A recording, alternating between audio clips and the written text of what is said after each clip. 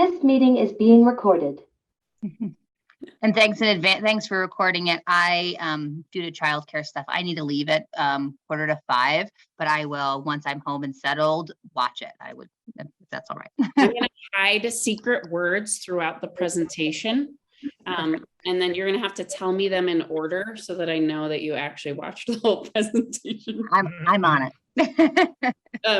Just kidding. But yes, thanks everyone for being here. I thought we would go around and take a moment to just go through some introductions and have our program we'll start with our program partners, some of the agencies that are involved. It looks like maybe not everyone is here, but I thought we'd go around, have our program partners introduce themselves, and then we'll go around and have teachers introduce themselves as well. So I will start. Hi everyone, my name is Ashley Phillips, and I am the project director with Sierra Watershed Education Partnerships, or SWEP. And with me, part of the SWEP team today is Nick. So Nick, I'll have you go ahead and introduce yourself. Hi, I'm Nick. I'm it's my first year with trying to, so I'm excited to learn all these things today. Well, unfortunately, Nick, all of that was really hard to follow because your internet went out. It looked like you were frozen. And you sounded electronic. Okay. I was just saying, hi, I'm Nick from SWEP. Hopefully you can hear me. I'm excited to learn about Trout in the classroom. Awesome. We got that time, Nick. Great job. So then I'll pass on to Heather. Hi, everyone. I'm Heather Segali with the UC Davis Tahoe Environmental Research Center, and we're super glad to have you here. Good to see some familiar faces, even if we're not in person, and hopefully my internet is working fine. And I will pass it to Travis from NDOW. Hi, everyone. I'm Travis Hawks. I'm the Regional Fisheries Supervisor for the Nevada Department of Wildlife.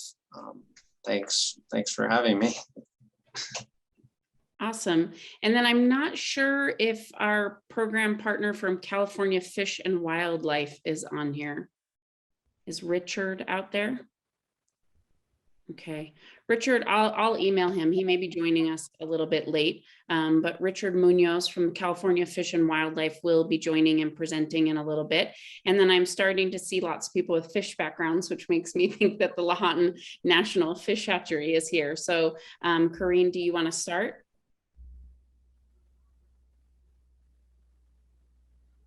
So just introduce yourself and your organization. Thank you. I had to find my mute button because I'm so used to Teams. Sure, Corinne Jones, U.S. Fish and Wildlife Service, Lahontan National Fish Hatchery Complex. And I think there'll be several of us joining today. Was there anything else I needed to introduce? Did you want me to say a little bit about the complex or just introductions for people? I think you could say a little bit about the complex. Okay, so we have offices in Reno and a hatchery down in Gardnerville and a fish passage facility on the Truckee River, about 3 miles upriver from Pyramid Lake. We work primarily with Lahontan cutthroat trout and also the native kiwi that lives only in Pyramid Lake. Awesome. And who else from your team is with us? Is there someone else from your team? We have, just saw Amanda George, and we have Danelle, who's also have the fish background. Danelle, do you guys want to introduce yourselves? Yeah, I will introduce myself really quick. I'm Danelle Lloyd. I'm the hatchery manager down in the Garnerville location. And I'm the one that gets to take care of all of the babies. So I have the best job, but you know. We love teachers. This is really great for us to be able to work closely with teachers. Getting in the classroom in young kids' minds. I have kids that are 12 and 13, and I just love when these kinds of things are going on, and to participate. This is just great for us. So we're happy to be here, and I will let Amanda go ahead and introduce herself if she is able to. Hey, I'm Amanda George, and I work with Danelle and Corinne. I'm a fish biologist. I'm sorry, I don't have a camera on this laptop, so I can't turn on my camera, but yeah, I'm going to help Corinne kind of talk about the program a little today. Okay, awesome. Anyone else from the Lahontan National Fish Hatchery, or is that it? We have one more joining. Erin Klim will be joining a little bit late. She should be on before 4:30, but she and Amanda are doing an update on one of our new projects that we're doing at the hatchery. So I won't give away too much. They're helping me present today. Okay, great. And then I see another program partner join. Richard, do you want to introduce yourself and your organization? Sure, yeah. Hello, everyone. My name is Richard Munoz. I work for the California Department of Fish and Wildlife. So we do all the applications, process the applications, get them into permits. That way you can release the fish.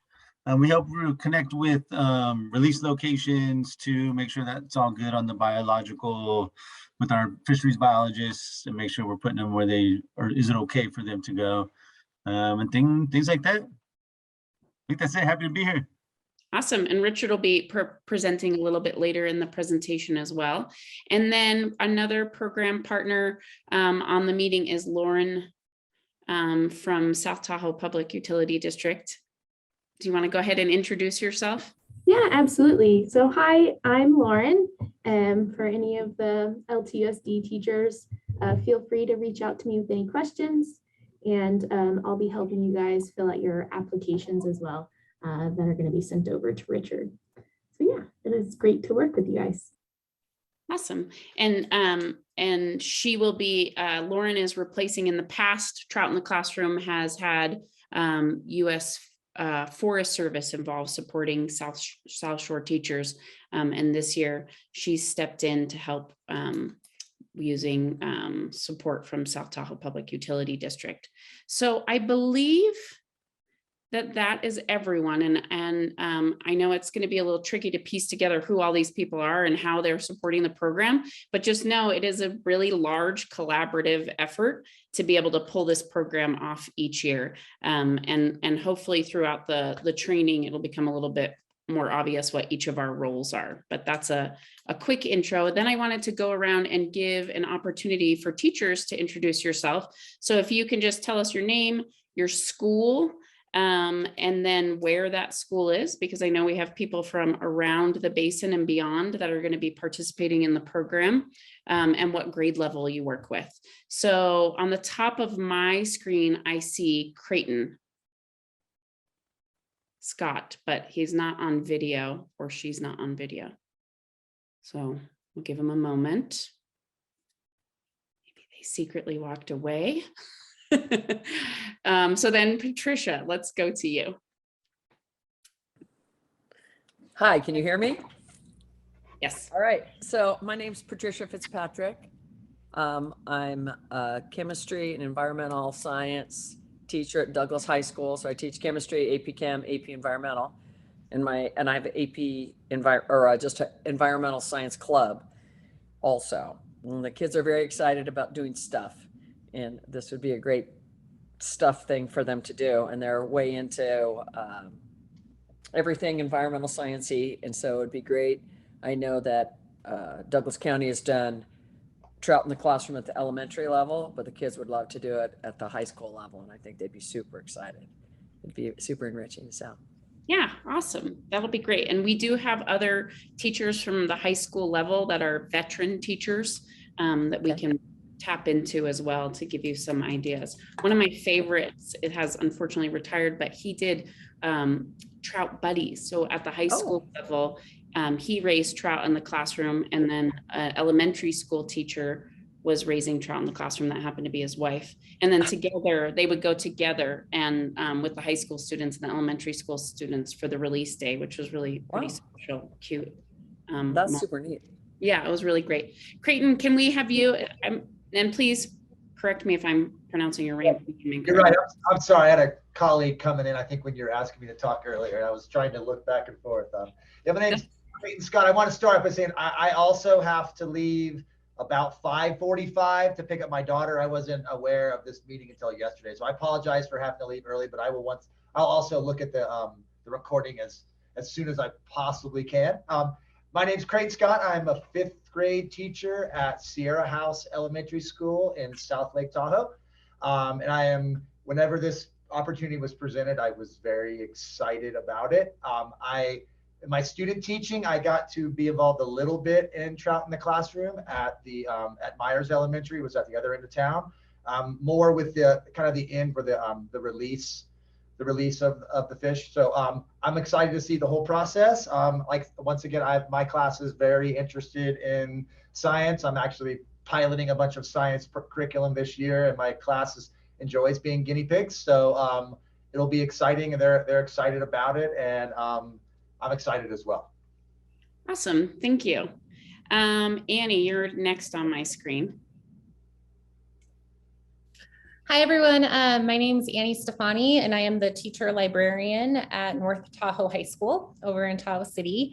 And I'm the librarian for the high school, which is grades 9 through 12, but we share the library with our middle school. So that will be grades 6 through 12. So I'm excited to try this out in the library, and hopefully having it there will kind of engage more students who come in and out on a regular basis. So. Awesome, super excited about that. And then Ashley, you're next on my screen. Hi everyone, I'm Ashley Perkins. I teach 4th and 5th grade multi-age at Donner Trail. Our classroom is our science lab, so we're just happy to incorporate the trout into the 4th and 5th grade class. Every classroom at Donner Trail has a tank, but the other teachers have done it in the past. Awesome. And then Amalia, you're next on mine.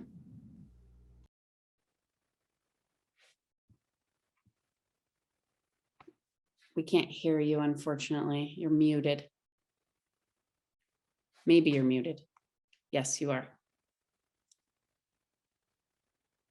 I know you're probably used to Google Classroom, and Zoom is totally different. So it's the bottom left of the screen. There's like a little microphone.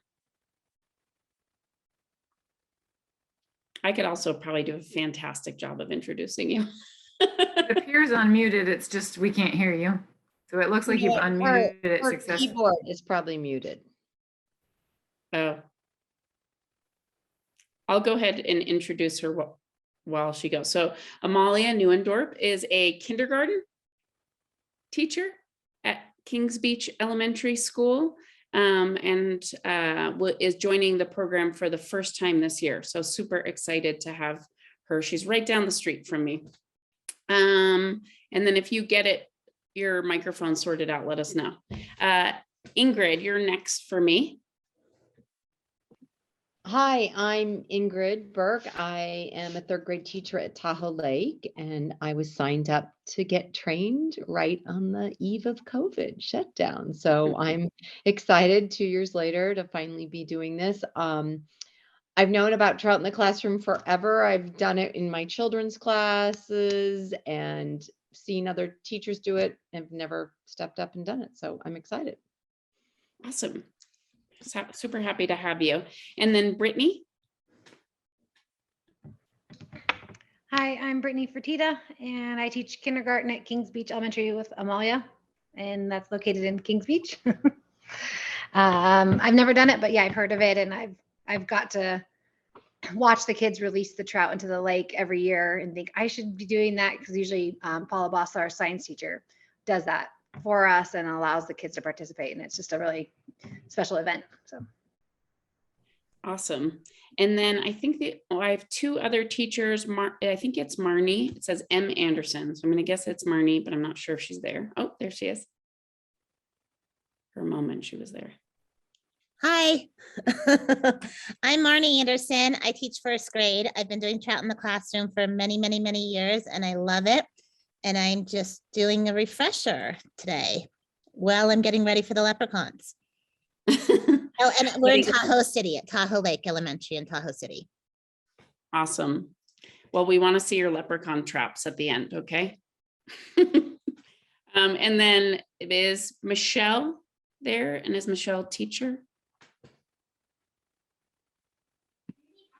Hey, My name is Michelle McLean. I'm actually a CTE specialist. I'm just jumping on the call because I work closely with Lauren, and we wanted to have a couple of extra ears listening so that we could help out the teachers in the district. Okay, that sounds great. Glad to have you. Okay, so before we dive in, I think is that everyone? I guess I should just make sure that everybody's had a chance to introduce themselves. I'm hoping I'm not losing anybody on the screen. Okay, so before we jump in, I know, we try our best to be flexible and accommodate teachers because we know, like, in a regular year, it's a lot of work. And so that you're taking on this added thing, we try to make it as easy as possible for you. And we try to accommodate as many requests as we can.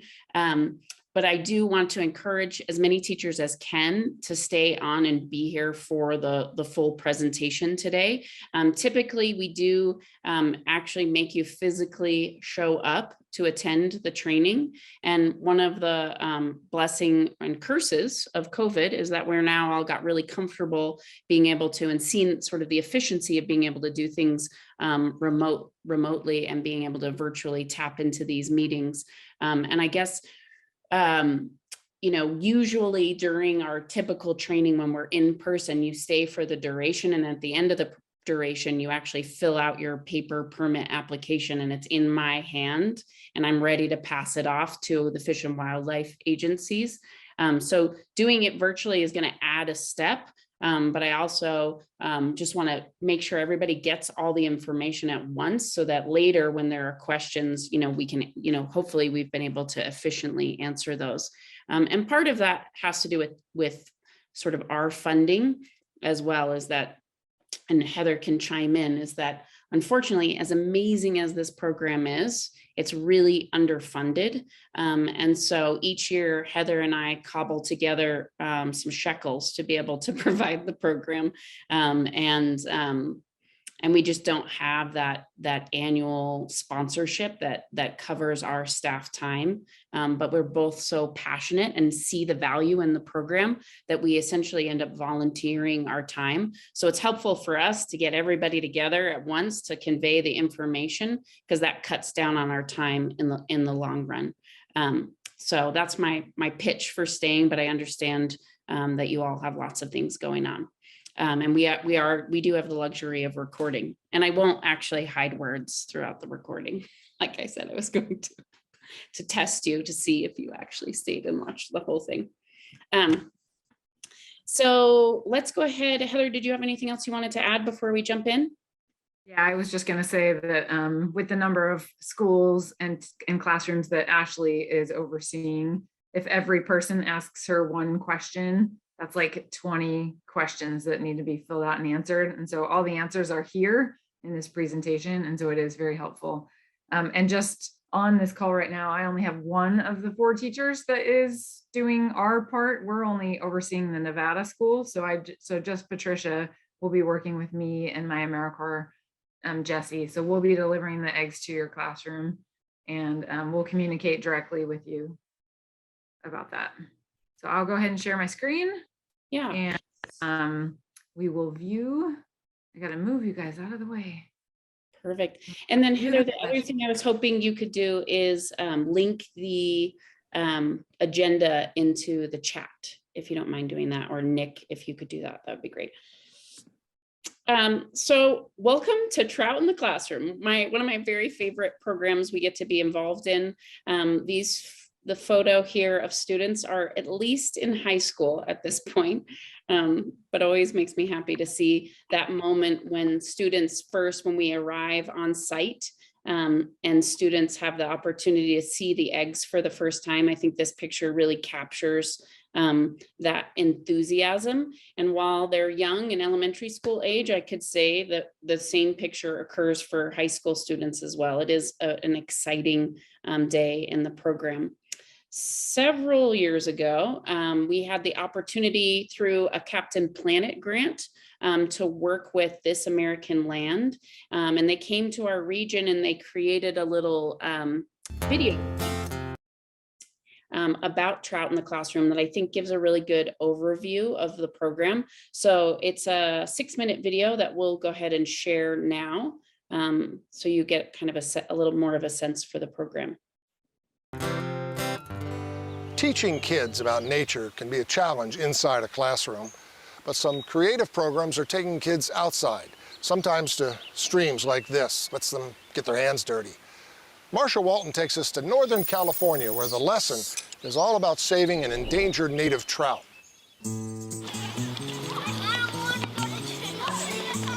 These second graders are on a mission so important, they're stopping traffic. Okay, slowly, easy does it. Easy, you got lots of babies on board there, huh? Who's ready to let their fry go?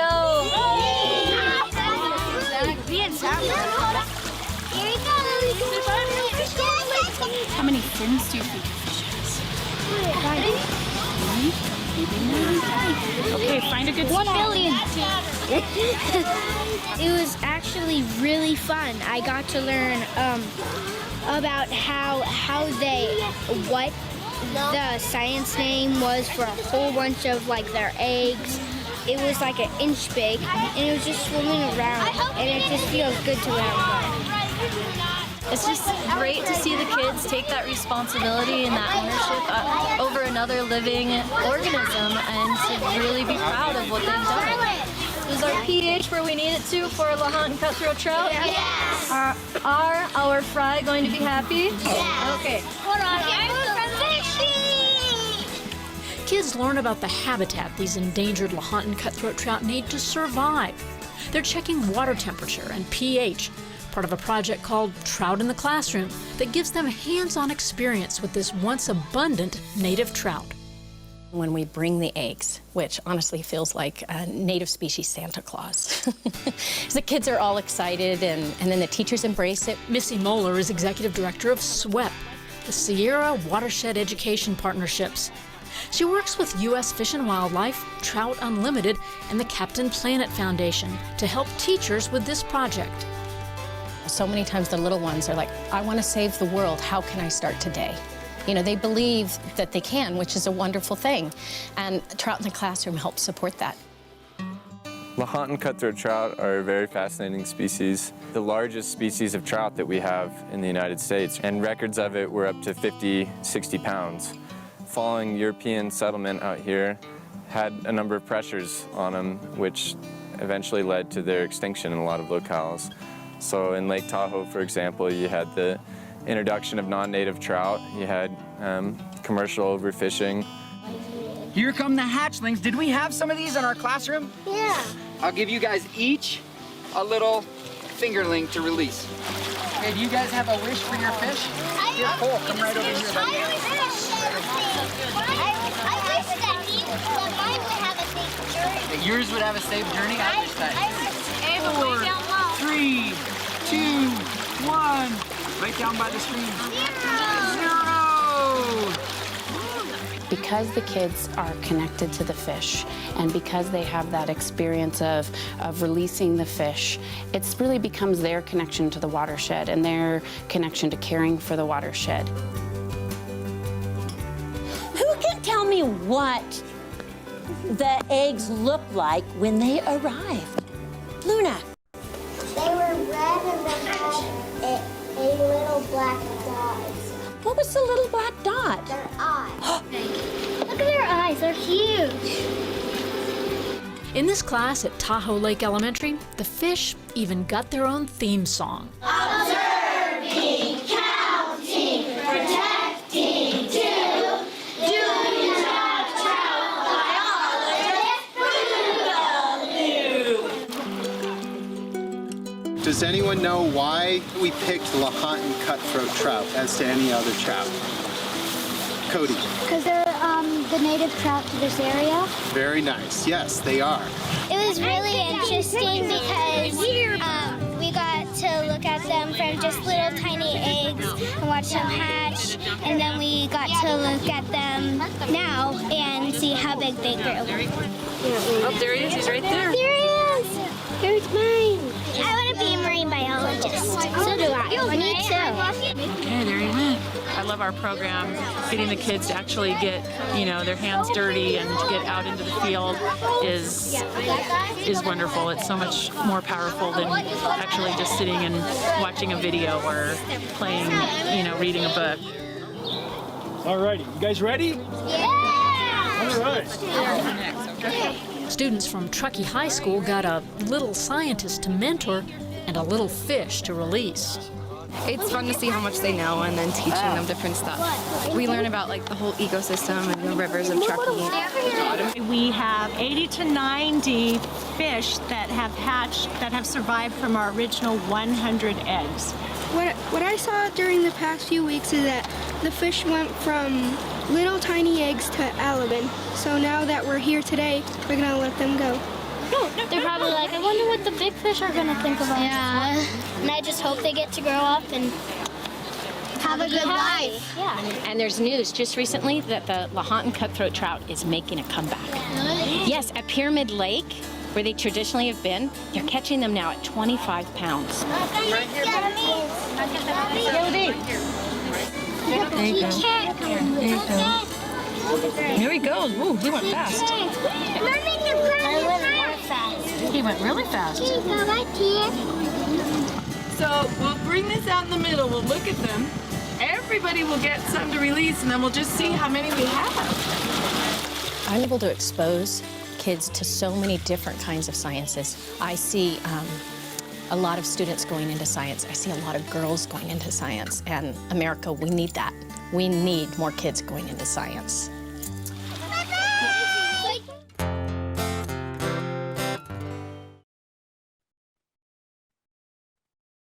Okay. So we'll go ahead and, so Trout in the Classroom is obviously a conservation-oriented environmental education program with that goal, again, of connecting students to their local watershed. And throughout the spring, students care for the Lahontan cutthroat trout eggs. They raise them from egg to fry and eventually release them into an approved nearby stream or lake. And again, that approved piece is an important part of the program and part of why we're hosting this training. And we're going to hear more about that in just a little bit. And then throughout the project, you know, students have that hands-on experience of learning about native species, learning about life cycles, learning about habitats, and also learning about water quality and developing that ethic of conservation and wanting to take care of the place where they live or their own backyards. So the history of the program, so Trout in the Classroom is a national program. It exists in various states around the country and has existed for over 20 years. Most of the programs are offered like ours, which is a collaboration of, you know, a variety of different organizations that include teachers, volunteers, government agencies, as well as local organizations. And again, the program was designed specifically for teachers who were trying to find a way to weave environmental education and place-based education into their curriculum.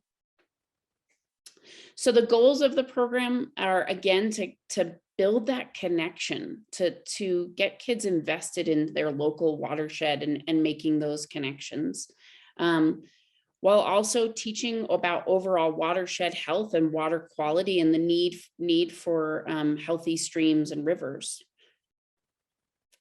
And then again, that ethic we see over and over again, that by caring for you know, an animal, it just is that engagement strategy to sort of that bigger piece of having that conservation ethic. So in our region, the Trout in the Classroom program is run through sponsor organizations. So the organization I work for is SWEP, and SWEP supports the California teachers in the North Tahoe and Truckee region. So the Tahoe Truckee Unified School District and its service area are the teachers that we support. UC Davis Tahoe Environmental Research Center supports Nevada teachers on the north region of Lake Tahoe. And then South Tahoe Public Utility District supports California teachers on the south side of Lake Tahoe. And we can talk more about this later if there's anybody who falls outside of that region. Usually we're able to either SWEP or Turk or South Tahoe Public Utility District, or even the Lahontan National Fish Hatchery will support teachers that maybe aren't in these service regions to make sure they can participate in the program. So what is it that these sponsor organizations are going to do? So together we're providing that required Trout in the Classroom training workshop. We try to host a workshop every year so that we can continue to expand and get new teachers involved, because it is required. We also will be working with you today and continuing to work with the Fish and Wildlife agencies over the next couple of weeks to help with the permitting process. So today or tonight, we'll be filling out permit applications so that those can be processed. Teachers have to have a permit to be able to participate. And then we also have to get a special permit to be able to transport the eggs across state lines for the teachers in California. We will be coordinating with the Lahontan National Fish Hatchery to pick up the eggs. It's one of my favorite days, is getting to go down to the hatchery and count out the eggs and get them ready for transport, and then bringing them around to deliver to the classrooms. So that's the other part that we're going to be delivering. We actually will be coming to your classrooms to deliver those eggs. And then we will be compiling and sharing classroom resources. We really try to help teachers, K through 12, find ways of integrating, science, language arts, math, technology, even some engineering and art, of course, into their Trout in the Classroom program. So we'll be sharing a variety of resources to help you do that. And then problem solving. So raising trout in your classroom and having a tank in your classroom sometimes comes with some problems. And so that's our role too, is to help you solve problems as they come up. And then whenever possible, we really like to be there for those release days. So when your fish are ready to be released, or you start to develop your plan for when you're going to be taking fish to be released into those approved waterways, we would love to come and help support you with that field trip and getting your students there if possible. So the timeline. It's important that right away, if you haven't already, that you start to inventory all of your aquarium equipment and make sure that you have what you need to be able to participate in the program. And we'll be, in just a little bit, we're going to be sharing a video about how to set up your tank and going through exactly what you need. We also have an equipment list that I shared with teachers, so you can kind of make sure that you have all of the equipment needed. And so now is that time to look and see dig out the box or wherever that equipment has been stored, get that out and make sure you have what you need. And if you don't have what you need, let us know. Unfortunately, we again don't have the funding to be able to go out and purchase equipment all the time. But we do, I know that there are at least 23 setups in the North Tahoe Truckee area. So I can help kind of match people with equipment that maybe isn't being utilized. But the more advanced notice I have, the easier it's going to be for me to find that stuff for you.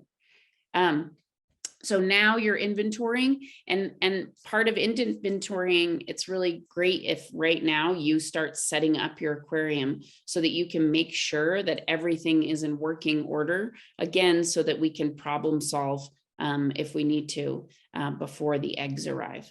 So setting up your aquarium and your chiller now, make sure your chiller is working. Once you know that your chiller is working and your water is getting cold, then you can turn off the chiller for 1 to 3 days before the eggs are delivered. On April 20th, sort of recommendation of when you turn that chiller back on. That is a Thursday. That way you'll hopefully be in your classroom Friday to be able to tell that it is indeed working. Because then on Monday, April 25th, and this is different than the registration, the Google form that you filled out had a different egg delivery date. We made some shifts, and now our egg delivery date is planned for Monday, April 25th. So there's that. And then over a 4 to 6 week period, and why it's a moving timeline, you'll understand in a little bit, but over a 4 to 6 week and possibly even longer time period, you'll be raising those LCT in your classroom and getting ready to release them. And then the release date, when you decide to release the trout, really depends on, their development in your tank, which does have some variables. Also, how your tank is doing can affect when you decide to release the trout, and then also kind of trying to time it with your school calendar and when it would work best for your class to be able to release them. So I often joke, and also I guess I'll pause for a moment before I joke and just say, Heather, or is there anyone else that wants to chime in, or are there any questions so far on the slides presented?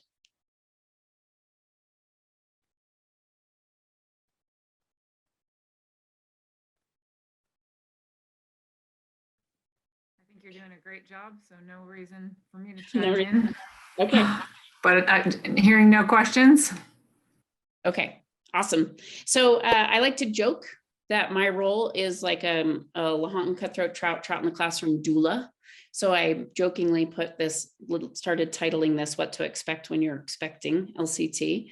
And I really do find that our role as host organizations is to, to encourage teachers that they can do this, that it's not too scary, and build their confidence to be able to participate in this program annually. And we do have teachers that start the program and then love it so much that they do it for their entire school or teaching career.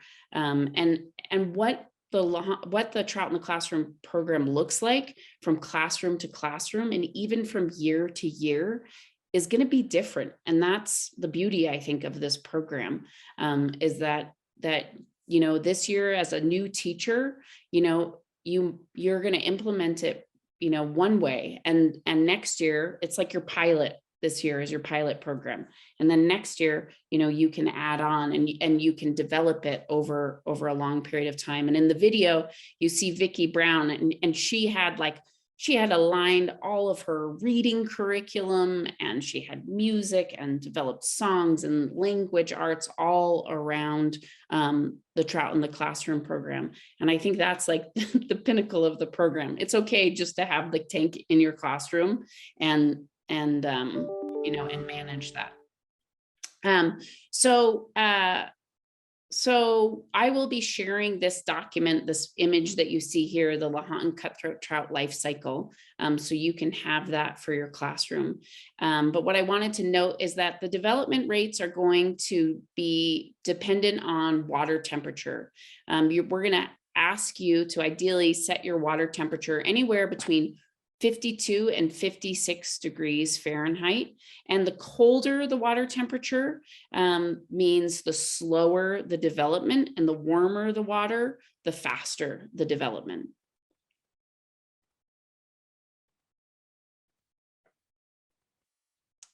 Perfect, those are there. So your Lahontan cutthroat trout will come to you in the egg stage. LCT eggs hatch between 1 to 3 weeks after fertilization, depending again on the temperature or the thermal units. The Lahontan National Fish Hatchery will give us the fertilization date, so then we can do some calculations and figure out sort of our anticipated egg hatch date. So the next part of I'll just hop in and say that the last one of the years prior, they started hatching pretty much right away, like within days. So it's possible that they could start hatching immediately, depending on the fertilization date and when you get them and how warm they are. Yeah, and that's been, I would say, pretty consistent over the last several years, is that by the time you have them in your classroom, they're usually hatching within 1 to 3 days. So that question, when will they hatch? When we deliver the eggs, we're going to give you a worksheet. The worksheet is blank, but we also give you the cheat sheet, and the cheat sheet has the answers to when they're going to hatch. And I don't know if Heather or Nick can screen share the cheat sheet. Oh, not that one. Hang on. I have too many things open. I have too many things open. Hang on. Cheat sheet, where are you? I think Nick might have it too if needed. Oh, that's the blank one. How do I end up with so many? Nick, do you have it open? I know I just had it open, but I'm not seeing it.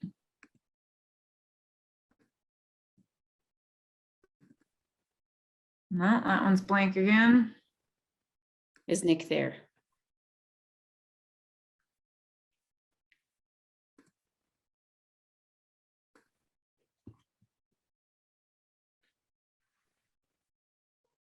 There it is.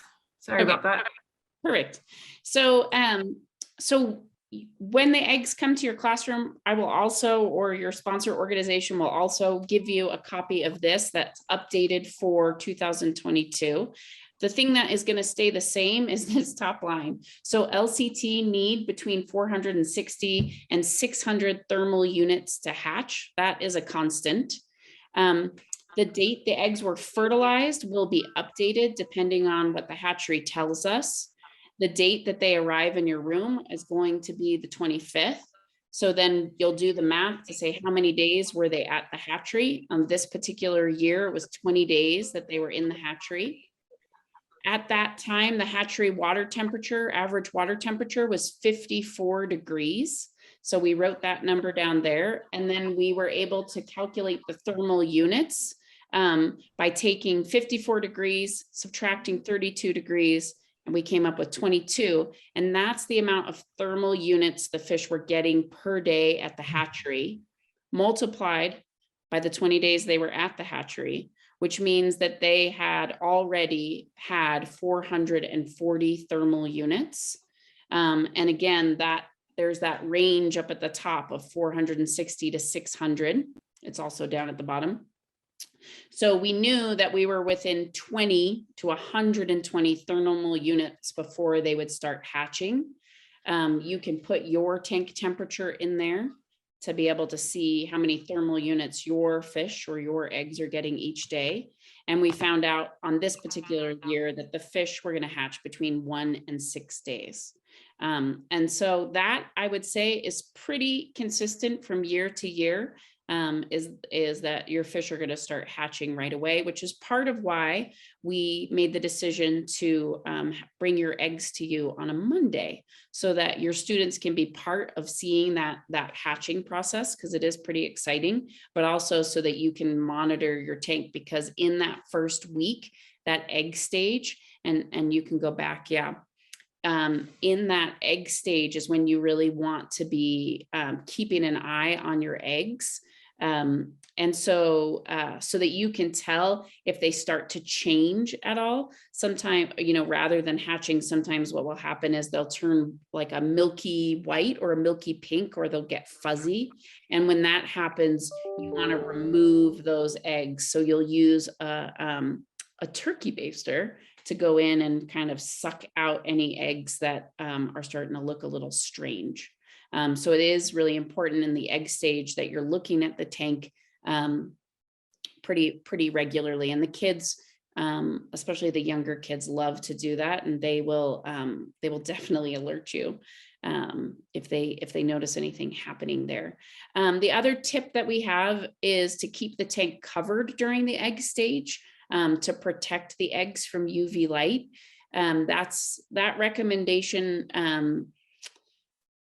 has changed a little bit. because like at the hatchery, and they'll confirm this, they don't keep their tanks covered. So it's not 100% necessary, but I know, especially if your tank is near a window, like my face is, direct sunlight, we do want to protect them from that direct sunlight. So I've seen all kinds of different tank coverings during the egg stage, everything from elaborate, boxes that go around the tank with little peepholes and cutouts, to just construction paper, to even just a blanket over the tank that students can lift up and look with a flashlight into the tank. And we've used just black felt on the side that we needed it, and just felted it onto the front of the tank that was getting sunlight. So then you could just lift up the felt and look inside. Yeah.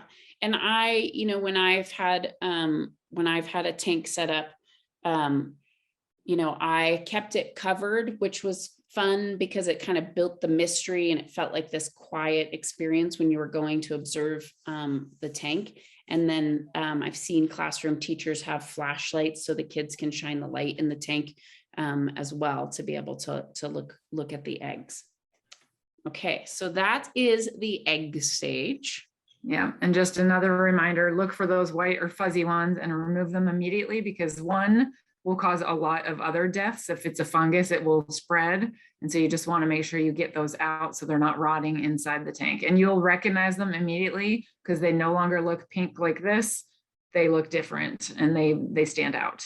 Yeah, I guess one thing I will say, if you want to go back for a second, is the first year that I did the program, I was like, I'm going to mimic nature, and I'm going to make a red in my tank. So a nest or a depression in the tank, in the gravel in the tank. And I put all of the eggs into that one spot.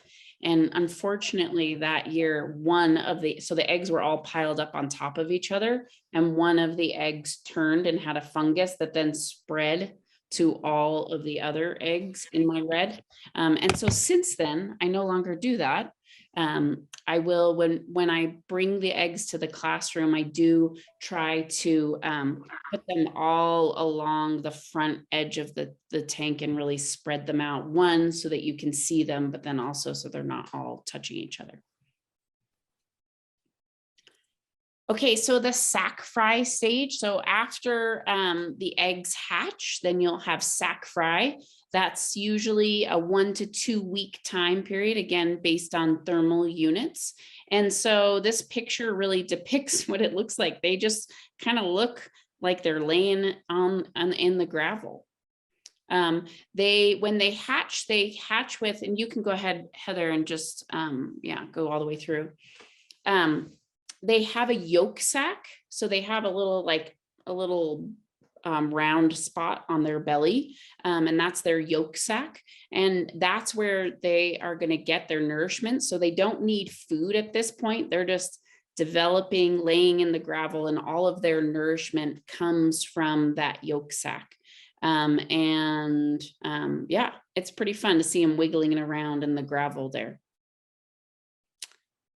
Then they go from that stage to the fry stage. And this is, I guess I'm saying all of the days are exciting. The egg delivery day is very exciting. And then when they hatch, it's very exciting. And then this fry stage, when they button up, which means that they absorb their yolk sac, then they start swimming up into your tank. And it is a really exciting day. Usually the kids will notice that some of the fish have swim up and really get excited and let you know. So once they've buttoned up and swim up, which means they're no longer in the gravel, they're up moving around the tank, that is when you can start feeding the fish. And we will, when we deliver the eggs, we will also be providing fish food from the hatchery. And our tip for feeding is really to be careful not to overfeed. I usually take a wetted fingertip, dip it into the little Dixie cup of fish food, and then place it on the top of the tank, and then watch to see that the food gets eaten. And then if it seems like it all got eaten and they need more, then I might do another wetted fingertip. But I'm really not, I'm not dumping a bunch of fish food into the tank at any point. Yeah, you definitely don't want to overfeed, because that food can rot in the tank, and that is what can cause the fish to die. One of the things. And so you definitely don't want to overfeed. And if you imagine that each fish can eat about the volume of one of their eyes, you'll see how tiny their little eyes are. You'll know that you don't need that much food.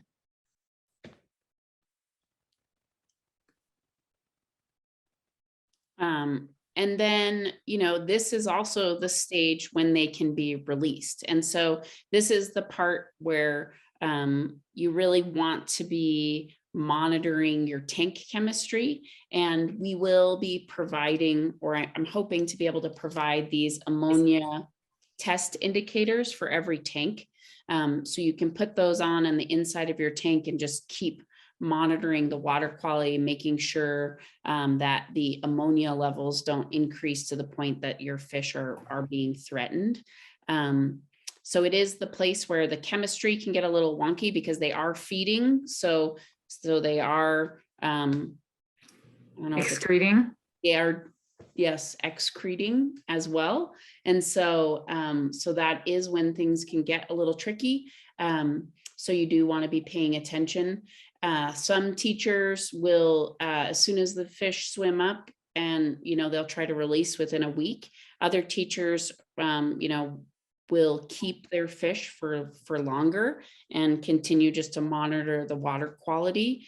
And then some teachers will keep them. And if the water quality starts to diminish, they will start doing tank changes where they're, rotating out old water about a third of the tank at a time, to kind of keep the water clean and the fish healthy.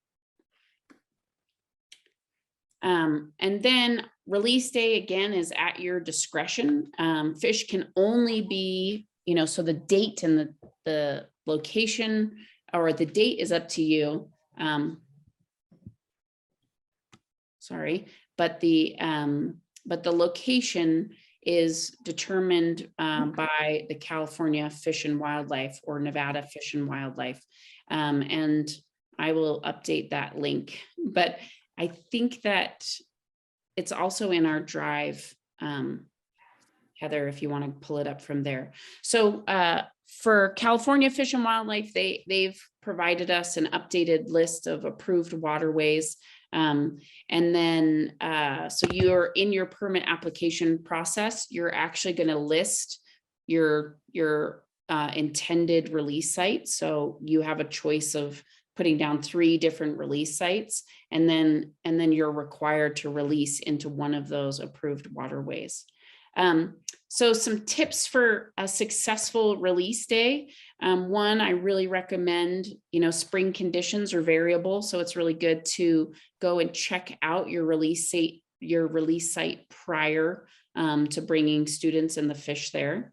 And then you saw in the video that the release day, kind of what it looks like, but teachers typically transport their fish in a large 5-gallon bucket with water from the tank. So you just take the tank and the fish with you. And then when they arrive at the site, they'll set that 5-gallon bucket in the water, in the creek or the river or the lake, in the shade, so that it gives the water a chance to stabilize in terms of temperature, to equalize. And then bringing, small cups so that you can scoop fish out one at a time, so that students can have that experience of releasing their own fish is pretty special. Classroom resources. There are links here. The Tahoe Environmental Research Center has a website and a web page with links to all kinds of great resources. SWEP is currently our link is needing to be updated, so we are working on that. And should have all of that ready to go in the next week. And then we do have a Trout in the Classroom Facebook page that we encourage you to follow and join. And Nick from SWEP will be once a week, he'll be putting a new Trout in the Classroom resource at least once a week. So we'll be, populating that. So you get new ideas of how to engage and interact with your students with the Trout in the Classroom program. And it's also, at this point, it's a pretty great archive of activities as well. So you can scroll through and get some ideas for lesson plans and activities that you can do in your classroom. And then Heather, did you want to highlight a few resources? Yeah, sorry that because I'm a admin on this Facebook page, it's looking a little funny. But if you all could be adding images and your own resources to this Facebook page, this is a place where you can share and communicate with each other. So I'm just going to pop that into the chat, and maybe you can all click on it and go there and gather some resources. I was just going to say on the Turk site, it's tahoe.ucdavis.edu/TIC, Trout in the Classroom. I'll put that in the chat as well. I've noticed that there's a link I need to fix as well. But we do have the when they will hatch answer sheet if you need a blank one. The PowerPoint presentation is probably an older one, so it might have some different dates. But these species posters are really nice. And I need to update the tank setup video because we just redid that. But basically we have the historic food web. So you can talk about the 7 fish that were the historic native fish, and the Lahontan cutthroat trout being the top predator, and then 2 bottom feeders, 2 minnows, and then the 2 other offshore fish, compared to the current food web, which shows a lot more fish, which with a new top predator. And if you notice, there's a legend down here that shows you that the intentional introduction is this gold ring you'll see. So the Mackinac or lake trout, the kokanee salmon, the brown trout, the rainbow trout, the mysis shrimp, the crayfish, those were all intentional introductions into Lake Tahoe. And this kind of purplish shading area shows you the catfish, the largemouth bass, the Eurasian water milfoil, curly leaf pondweed, bluegill, Asian clam. Those were unintentional introductions. They were not introduced by any state agency. There is the invasive species introduction timeline. So you can see when the different fish were established in Lake Tahoe, and that the fact that the rainbow brook, brown trout, and lake trout were introduced in the 1800s. And by about 1912 or so, 1913, the establishment of the lake trout. And then following that, about 1939 was the extirpation of the Lahontan cutthroat trout. So they were never extinct. They just were no longer found in Lake Tahoe at around 1939. But they're, we'll let our U.S. Fish and Wildlife Service team talk about the reintroduction project for that. But anyway, those are all available for you if you would like to download them and use them. And then the link to the Trout in the Classroom Facebook page. And then there is the whole Department of Fish and Game. They call it the Classroom Aquarium Education Program. It's the same thing, Trout in the Classroom. It's just not necessarily Lahontan cutthroat trout, but there are a bunch of resources at these 2 links. So, and you can see that we haven't been funded for some time. So we are doing this with limited funding, but we just wanted to keep the program alive. So I think that is it. And we'll come back to this one. Yeah. Oh, the Zoom things are always in the way.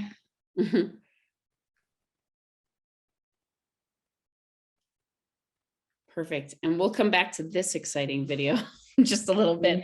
I think our first presentation is from our California and Nevada Fish and Wildlife agencies. So we can pause here and give them an opportunity to share their presentation. So Richard, are you still there? Oh, wait. There we are. Yeah, I'm here. Okay, great. Do you want to share? Yeah, let me find the share. Here we go. Okay, while you're doing that, again, I want to pause and see if any teachers have any questions at this point. Nick, do you have any questions?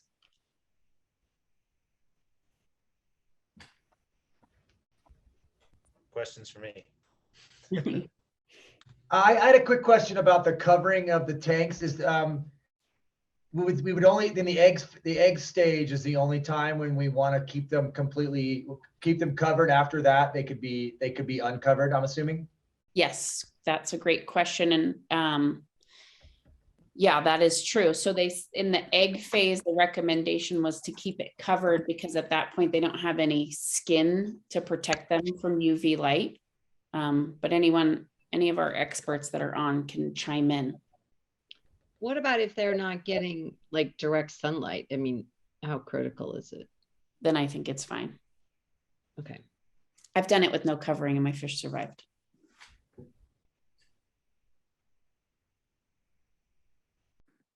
Okay. Richard, take it away. All right. Yeah, thank you. So like someone mentioned earlier, Classroom Aquarium Education Program, that's what we call it as well, but it's known by many other names. So for California folks, we'll go over the applications, permits, guidelines, and important dates to remember. Oh, so the mission of the California Department of Fish and Wildlife is to manage California's fish, wildlife, and plant populations and their habitats for their ecological values and for the use and enjoyment of the public.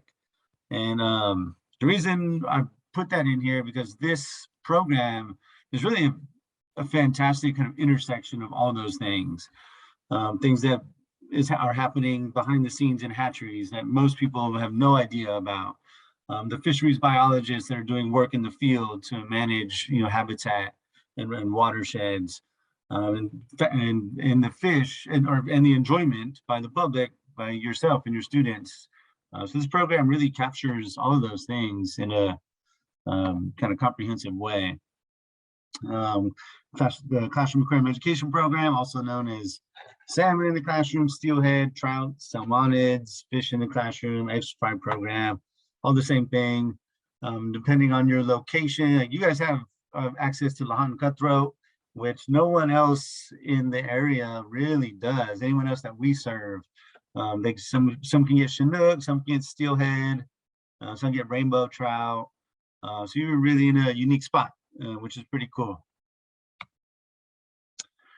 A lot of this is kind of redundant on purpose, but hopefully it sticks. So the process overview, fill out the application. Like Ashley said, you'll have the opportunity to do that today. We want to receive it as a PDF. So you don't necessarily have to scan it or somehow it has to become electronic. And then that goes to this email address, r2cape@wildlife.ca.gov. April 7th is the deadline, but I imagine all of you will be well before that. And if you end up emailing it to me, outside of Ashley, just make sure you CC her. You're communicating with your sponsor, with your coach, with Ashley. If you're in the north, in the south, is it spacing the name now? Lauren.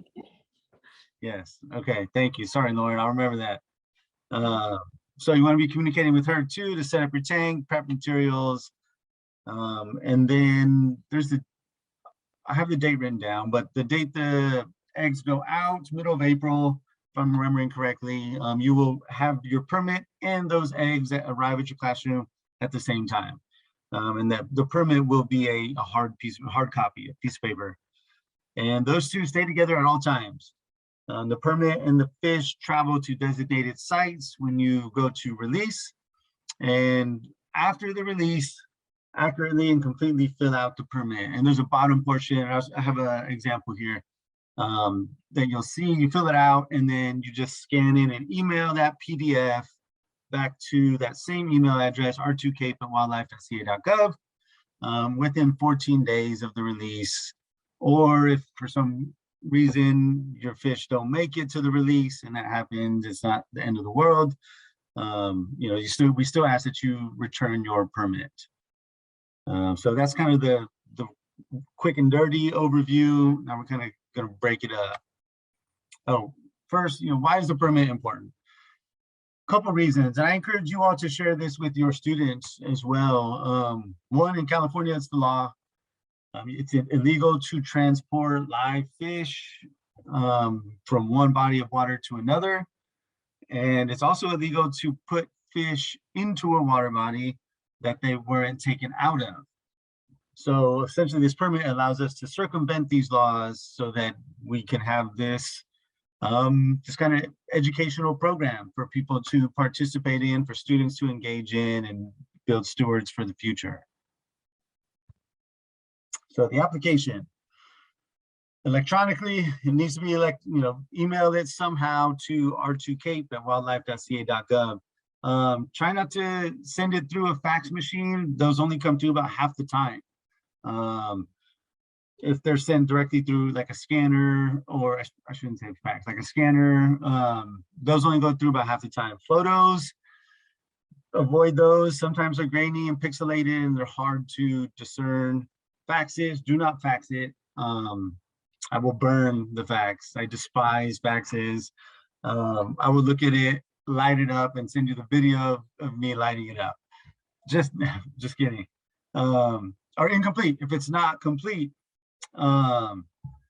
we'll send it back. So make sure your supervisor, principal, whoever the boss person is, needs to sign it as well. But by the deadline, April 7th, and make sure it's filled out completely. So this is what the application looks like. So you can see at the top, basic, generic stuff, your name, email, school name, address, city, etc. Sponsor organization. So in the north, that's going to be SWEP. In the south, that's going to be the Lauren or Ashley, help me. South Tahoe Public Utility District. Okay. On the South Shore. And then Nevada teachers will have a different permit. Exactly. Thank you. So on there, you're going to, the month and the year the eggs are wanted is going to be April 2022. Proposed release location, those are going to be any of those on that list that Ashley referenced earlier. Put them in the order that you want them. And those are all approved. So whatever one you want the most, put it on the top, and that's the one you'll get. If you want to fill in a backup, that's fine. And then get it signed. Make sure you sign it as well, and as well as your supervisor or principal. And look on the back side. On the back side, there's kind of the conditions, kind of the rules of the permit, the things you're signing to and agreeing to. Read that. You're signing it, so make sure you check that out. Richard, I do have a question. In the past, I've always signed the permit applications as the supervisor. That's how I handled it for the teachers that I help. That'll work. Yeah, perfect. So even quicker and easier process. So deadline April 7th, and I keep repeating that when we do this with SAC teachers and in other areas near Oroville, there's a lot of permits coming in, and there's sometimes over 100 permits. So the deadlines are really important. This for you all, it's not as crucial that you get it in by April 7th, but like I said, I imagine I'll have everyone's long before. So the permit, so you'll receive your permit with your eggs. Keep them together all the time, and your permit is your authorization to carry and transport the eggs and release the fish. So it'll have your school name, egg information, like delivery date, species, fertilization date, and that'll help you to calculate an average temperature at the hatchery. That'll help you to calculate when they're going to hatch. Fish must be released by date. It's typically 8 weeks. If you need more time, just let me know. Me or Ashley know, and I don't think I've ever told anyone no. Your release location will be on there, and then also the conditions of the permit. And then the bottom portion, you'll fill out and email after the release. So this is what that looks like. At the top, that's all the school information, your information. In that rectangle underneath, the egg information. Below that is sponsor information. And then the following conditions, read those. That's the release by date, the release location. Yours is going to be different. And then kind of we sign it. And the bottom portion, you don't need, it kind of looks like it wants you to cut it. Don't cut it. Just send the whole piece of paper, fill it out and scan, email, or do it with your phone. There's some decent like PDF applications where you can take a picture of it and turns it into a PDF. And then that just get that to email to the R2 Cape email address. And we're breezing through this. Things to remember. Release the fish before the final release date. If you need more time, just request it. It's not a problem. Return your permit soon after releasing the fish. I always recommend teachers just do it right after you release them. You don't want it to get lost. Kind of the big no-nos. The big no-nos is kind of get you in trouble. You have to either retrain or, or worse. But release the fish at a location other than on your permit. If you want to change your release location to another approved site, you have to communicate that to us, and that's not a big deal, but you just need to communicate that. Don't add other plants or animals to the tank that can introduce diseases or pathogens to that fish, which would then be released. So not not a good thing. Let me move this. I can't see the bottom. Use chemicals not approved by CDFW. There's really no chemicals that are needed. The only thing you would want to do is make sure that you're using water that doesn't have chlorine, or if you use tap water, let the chlorine kind of off gas and kind of cycle out the chlorine, and so there's no real need for chemicals. But the chemical concern is the same as the animal and plants. You could be introducing something that isn't supposed to be there. And transfer the permit. If for some reason you can't complete the, until releasing the fish, let Ashley or I know. We can help you to, alleviate the situation, get that transferred to a good teacher or someone that could do it. Don't just do it without saying anything. So those are the big do nots. Return your permit. I think if you don't return your permit, you got to redo this class. You got to redo this this training. And that's it. Deadline April 7th. I imagine you'll get it done quicker. There's the email. And that's it. Any questions?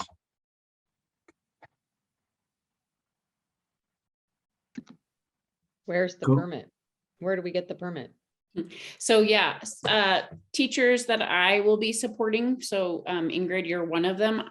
I will be sharing with you a permit with my whole portion filled out, and I'll be sending that to you, if not right, during this training, then right immediately following. And I'm actually going to have you fill it out and return it to me right away. And I'll put them all together and share with Richard. So I'll be sending out exactly how to do that soon. And then it looks like Travis Hawks from the Nevada Department of Wildlife ran out of time and had to pop off. So for Patricia and Pete, I am going to share my screen and show you the permits, but I will be sending them to you. And so just like with California, we have approved list.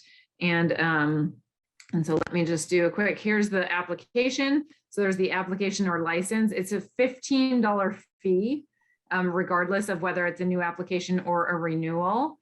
It is, all your business information, federal tax ID. I've been putting my organization's federal tax ID as opposed to my social security number, just because that felt safer to me. So I'm recommending that the federal tax ID of your school, and then the address is obviously your school anyway.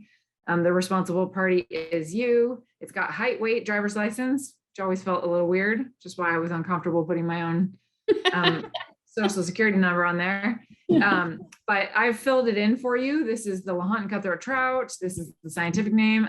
Guessing that you'll get about 100, but this number may or may not be correct. And maybe Corinne or Danielle or Amanda could share the real number, what we're expected. It kind of depends on your tank size. So that could be a range. That number could be edited. They are coming from the Lahontan National Fish Hatchery.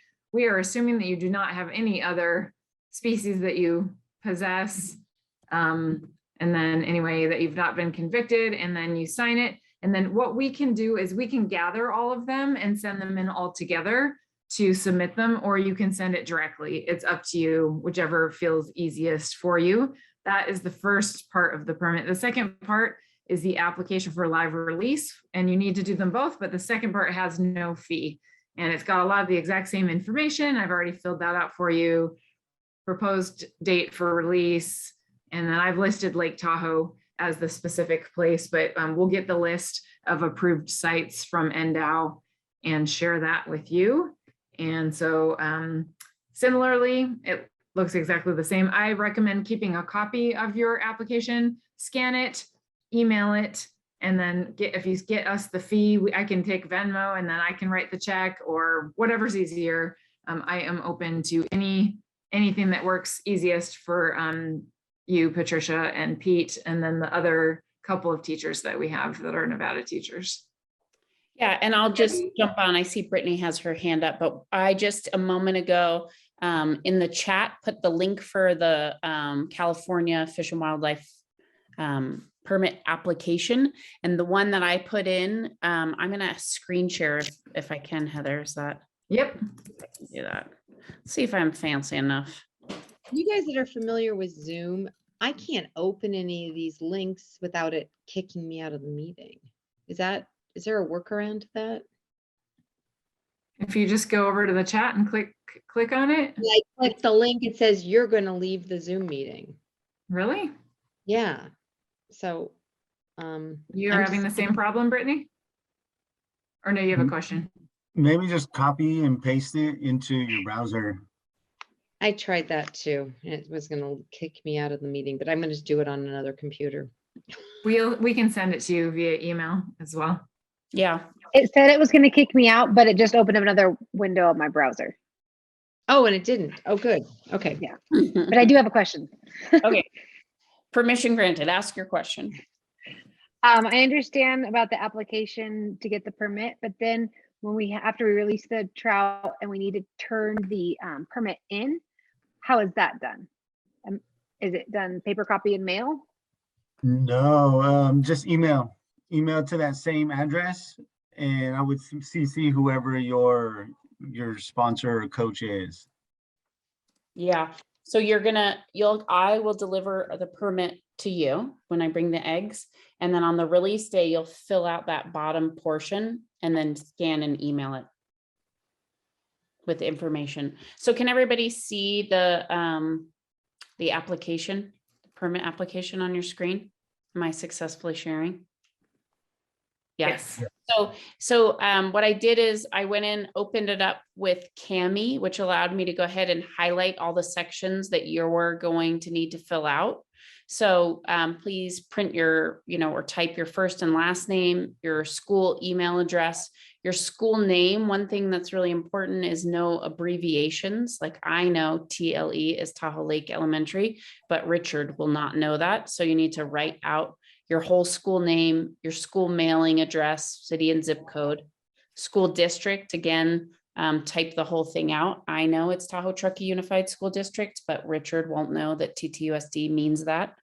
And then you can put your school phone and then your phone. I don't think we'll ever call you, but in case we need to track you down, that's helpful for us to have that. I included the sponsor organization. So for the teachers I'm supporting, this is the one I just linked in. So SWEP, Ashley, you have my phone number, my email address. You've discussed this with me, check. We put Lahontan Cutthroat Trout as the species that you're going to be raising. Then you need to write in the size of the aquarium that you're using. I wrote in the date, but then you need to write in the proposed release locations, and I'll be sharing a link to that document so you know where you can release. But as a general rule, anywhere in Lake Tahoe is acceptable and anywhere on the Truckee River is acceptable. And then there's other specific creeks and streams and locations on those creeks and streams that are listed in that document. So I'll share that with you. And then I signed as the supervisor, and you're going to sign. I didn't highlight that part, but it's important that your signature is right there. And then everything else is for Richard to fill out, but you can see all this information here. Okay, questions about permitting? Creighton, it looks like you have a hand up. Yeah, I was that waterway, that acceptable waterway. Will I get one for the South Shore as well, or is that just going to be for your area? It's North Shore, South Shore, basin wide. Okay, perfect. Thank you. Yep. Debbie, did you have a question?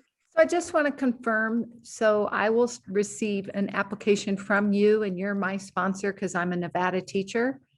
And then I will email this California department application to, I'm sorry, I forget his name. That's okay. So that's a good question, and I do want to clarify. So if you're a California teacher, you're filling out California's Department of Fish and Wildlife permit application. If you're a Nevada teacher, then you're filling out Nevada's form. So I was sharing the California form, and Heather shared the Nevada form. And then the other thing that's different is Nevada has a different application that Heather can go ahead and screen share. I'll stop sharing. And also there's a fee required. California, there's no fee required, and a separate permit application specific to California. So that was that Debbie just asking just now? Yes. Yeah, so I shared it earlier. I'm about to hit send on this email, but I've already filled out the application partially. So you will get a pre-filled out. I've just answered the couple things that might be a question. And so the rest is all just your information that you fill in. The one thing I said that maybe you didn't hear is it asks for a federal tax ID. I would put your mailing address is the school, and your physical address is the school, because that is where the permit is going to the school. So I would put the federal tax ID of the school as opposed to my social security number. That was what I was saying before. Okay. And then great. there's a second application that's for the permit of the release. And then there's actually a third thing, which is the special permit for the stocking receipt of where you're stocking them. And so you'll just fill in how many you received, and out of that, how many survived that got released. So that would be how many you actually planted into, and were the fish in good, fair, poor condition and all that good stuff. So. Okay, I think I understand it. Thank you. Yep. Okay. So that concludes the permitting portion of our program. Okay, so from here, I think the next thing that we had on our list, but I was wondering if we might want to shift and just let the Lahontan National Fish Hatchery present. They don't have to watch our award-winning video.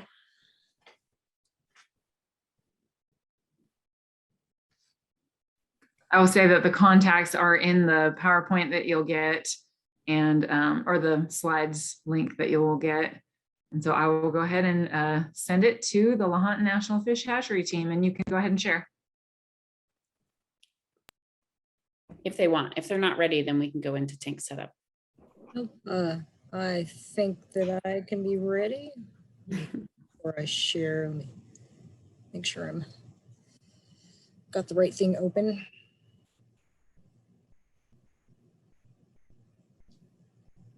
And on presentation mode. Okay, go back to. And I'm just going to interrupt by just saying that I don't know. I think I've participated in the Trout in the Classroom training maybe 12 times, both as a participant and then a host. And every time that I participate, this is definitely the part where I'm jotting down notes and learning more about Lahontan cutthroat trout. And always, like, it's a presentation that I think I could probably hear 100 times and learn something. So I'm really grateful you're here and excited for the presentation. So get out your pencils, everyone, and your paper. Okay, can you guys see my screen? Yes. Right, so we're gonna have sort of a dual presentation here. I'll be giving kind of a broad brush overview of Lahontan Cutthroat and our program. And Erin and Amanda will follow up with a presentation on one of the up and coming projects that we're working on. So I'll reintroduce myself. I'm Corinne Jones. I'm a fisheries biologist with the Lahontan National Fish Hatchery Complex. We have a hatchery in Gardnerville, and we also have offices in Reno that we do a lot of field work and research out of. And we have a fish passage facility on the Truckee River near Pyramid Lake. It's about 3 miles upstream of where the Truckee River enters Pyramid Lake. And that's a pretty cool place to take a field trip to. It's kind of far for a lot of you, but if you guys have never seen the fish run coming up the Truckee River, that's an awesome place to go to see it. So I will jump right in. And Lahontan Cutthroat Trout, some basics here. Lahontan Cutthroat Trout are one of 14 subspecies of cutthroat trout. They evolved in ancient Lake Lahontan, which is a Pleistocene lake that had its high stand about 12,000 years ago. And you guys may have learned about this, some of you. The blue that just popped up on the map represents the area that the high stand of the lake covered.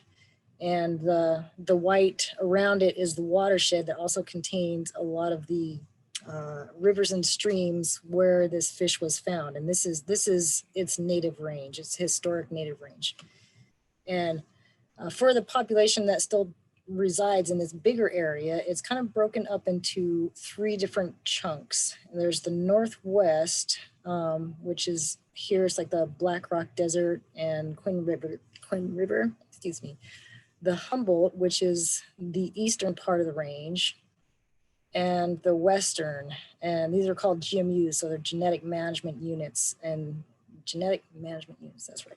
And that's just a way to separate out the different populations because they each have their own, they share a lot of the same threats, but managing as one big population is more difficult, so we break it into smaller ones.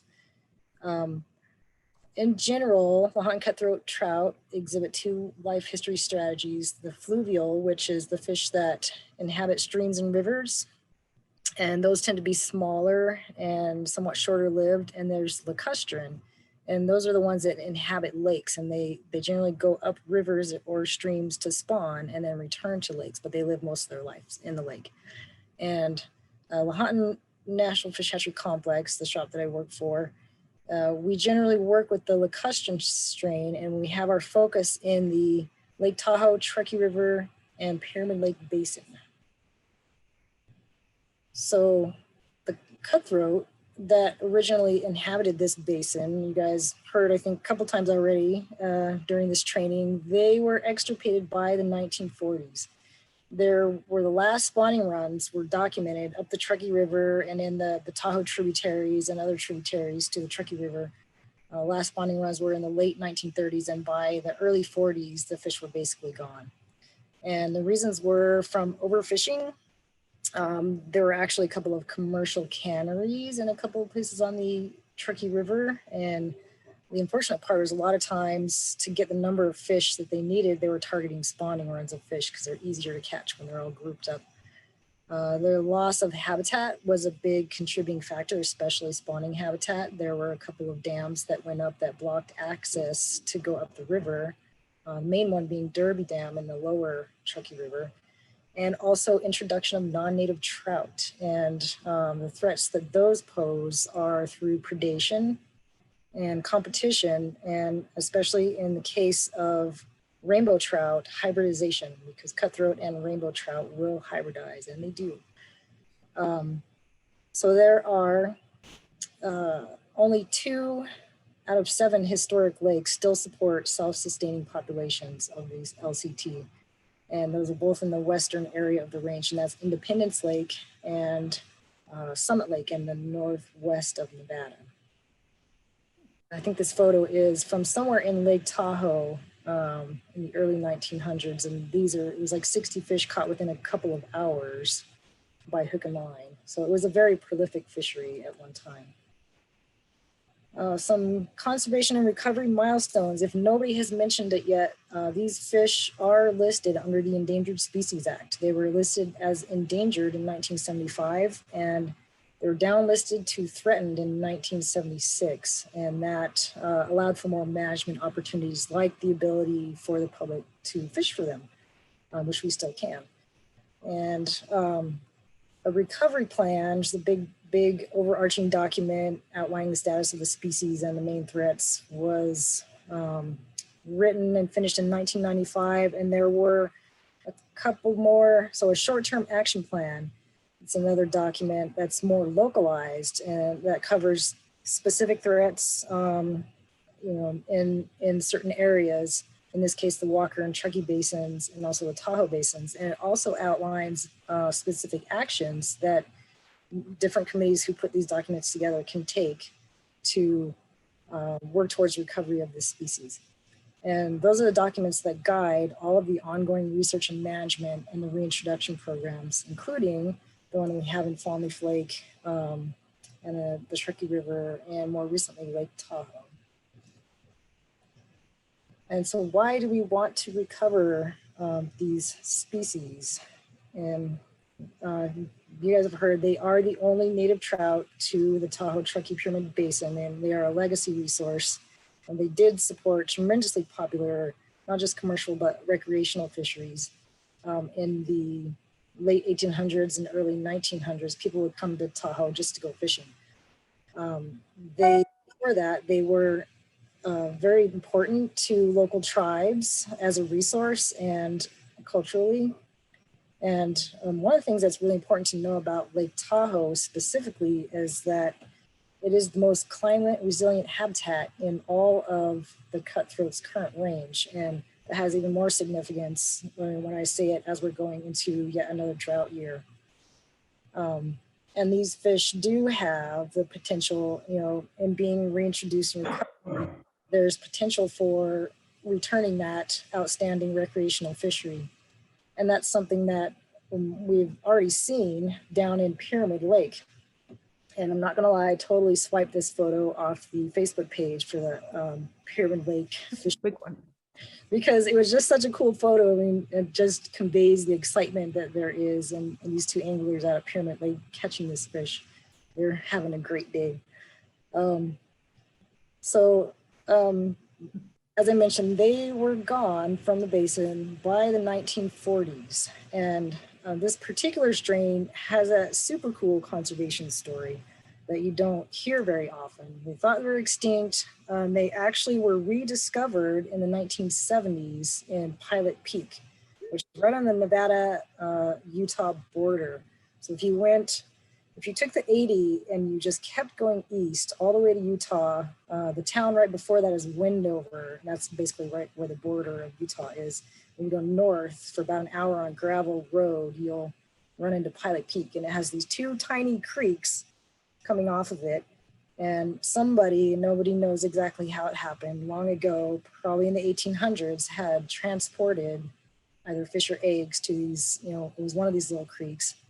And it just so happened that a famous fish biologist named Dr. Binky in the 1970s, they were out there looking around to see what they could find, and they found this trout they didn't think really belonged there. And he hypothesized at the time that it was the fish that was originally from the Pyramid Truckee Basin.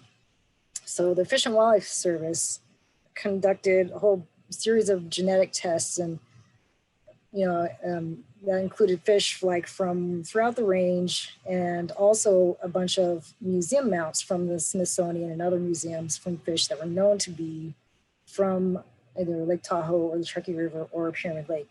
And it was confirmed that the fish on Pilot Peak in that little creek were direct descendants of those original Tahoe Truckee Pyramid fish. So they're now named the Pilot Peak strain. And that's what we raised at our hatchery, and that's what you guys will be getting in your classrooms come April 25th, which is pretty exciting. And these fish have displayed a lot of their original life history characteristics. We started reintroducing them into Pyramid Lake in the, I think it was 2006. And it took them a really long time to start showing up, but when they did, they were quite large. There was a 25-pound fish mentioned last year at our fish passage facility on the Truckee River. We got a big fish that was 27.5 pounds. They live really long. We just heard the Pyramid Lake Paiute tribe documented a fish that was 17 years old.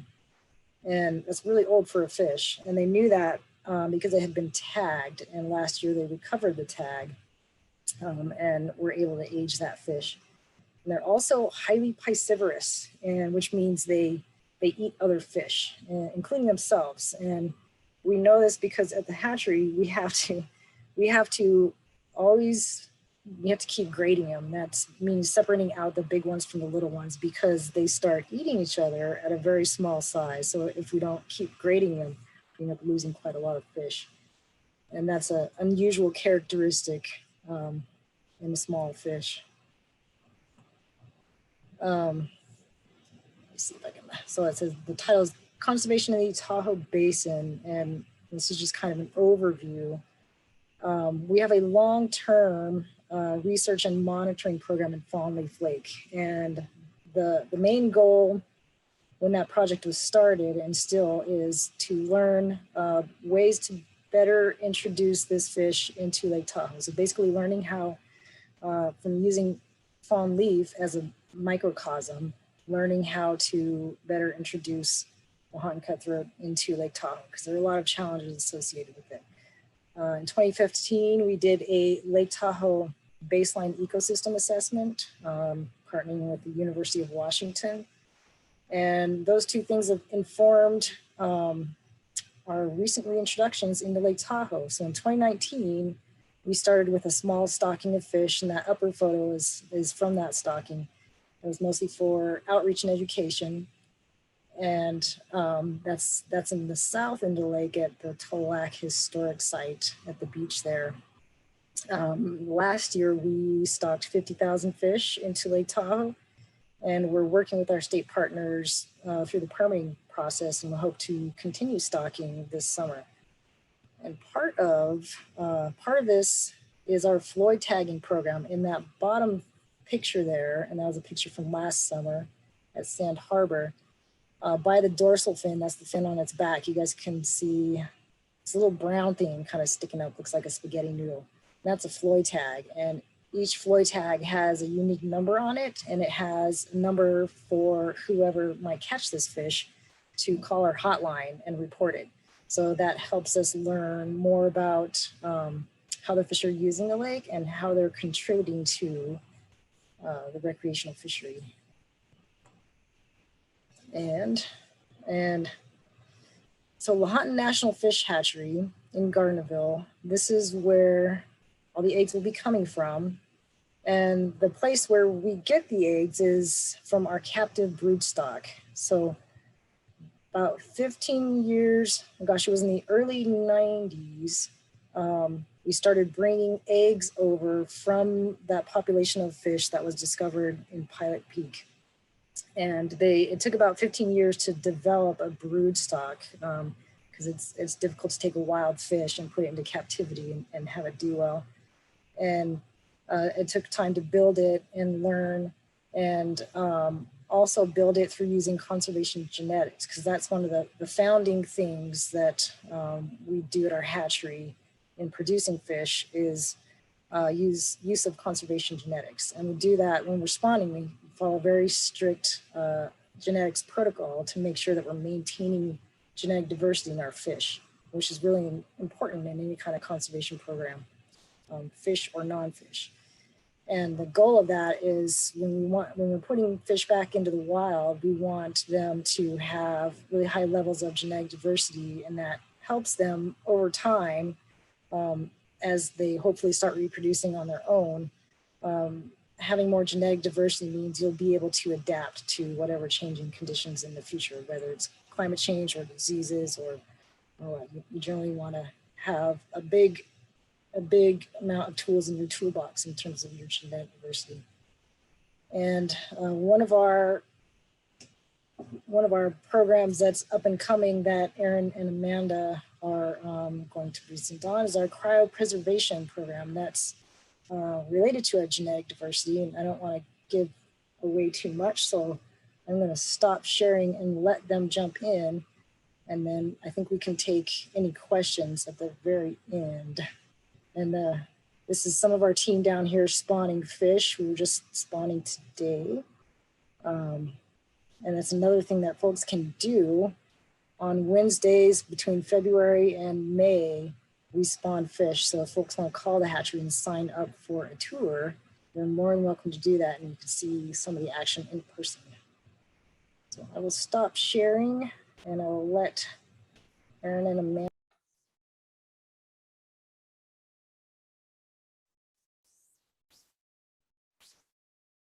Okay, I'm going to share my screen. Can everybody hear me? Yes. Yeah.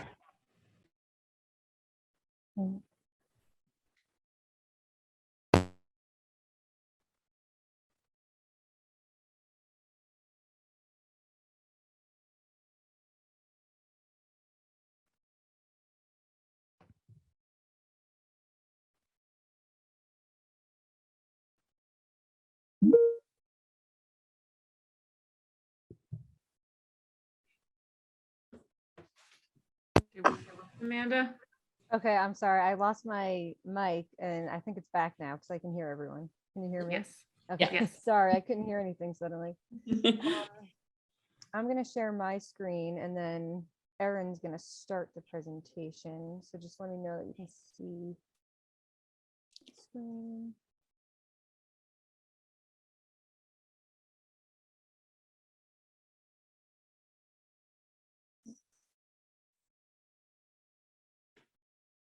You guys have to pardon us because we always use Teams. Yeah. So it's really difficult to transition. I know. Can you see that? Yes. Okay. Yes. All right, Erin.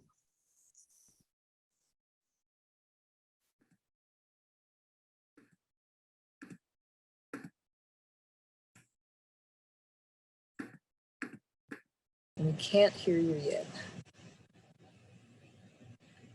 I don't see her. Oops. No, is she not on Oh, any? there no, she's there.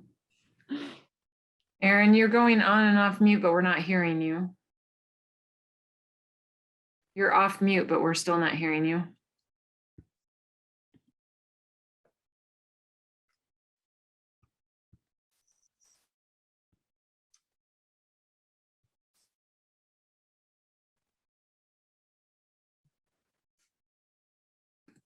Can someone else give her presentation if she can't? Can you hear me? There you are. Yes. Okay, sorry, technical difficulties.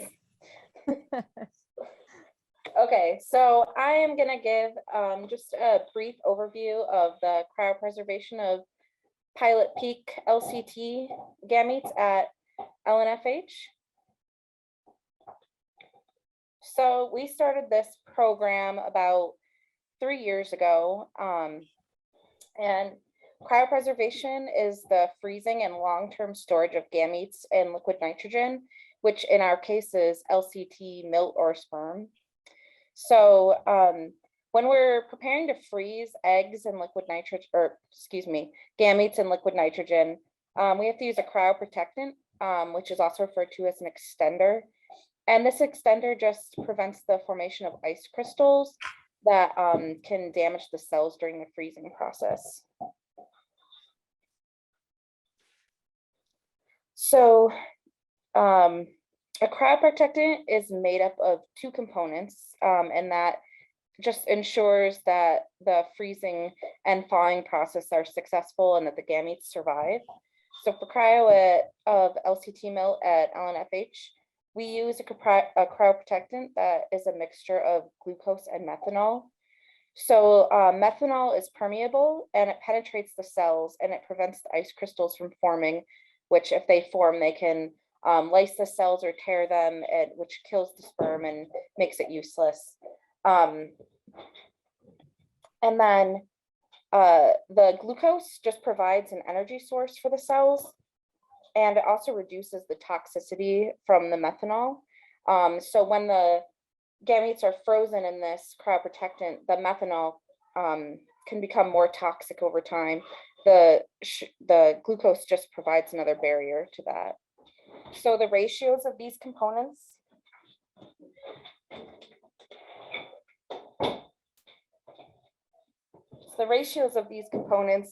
are really important, and they're also species specific.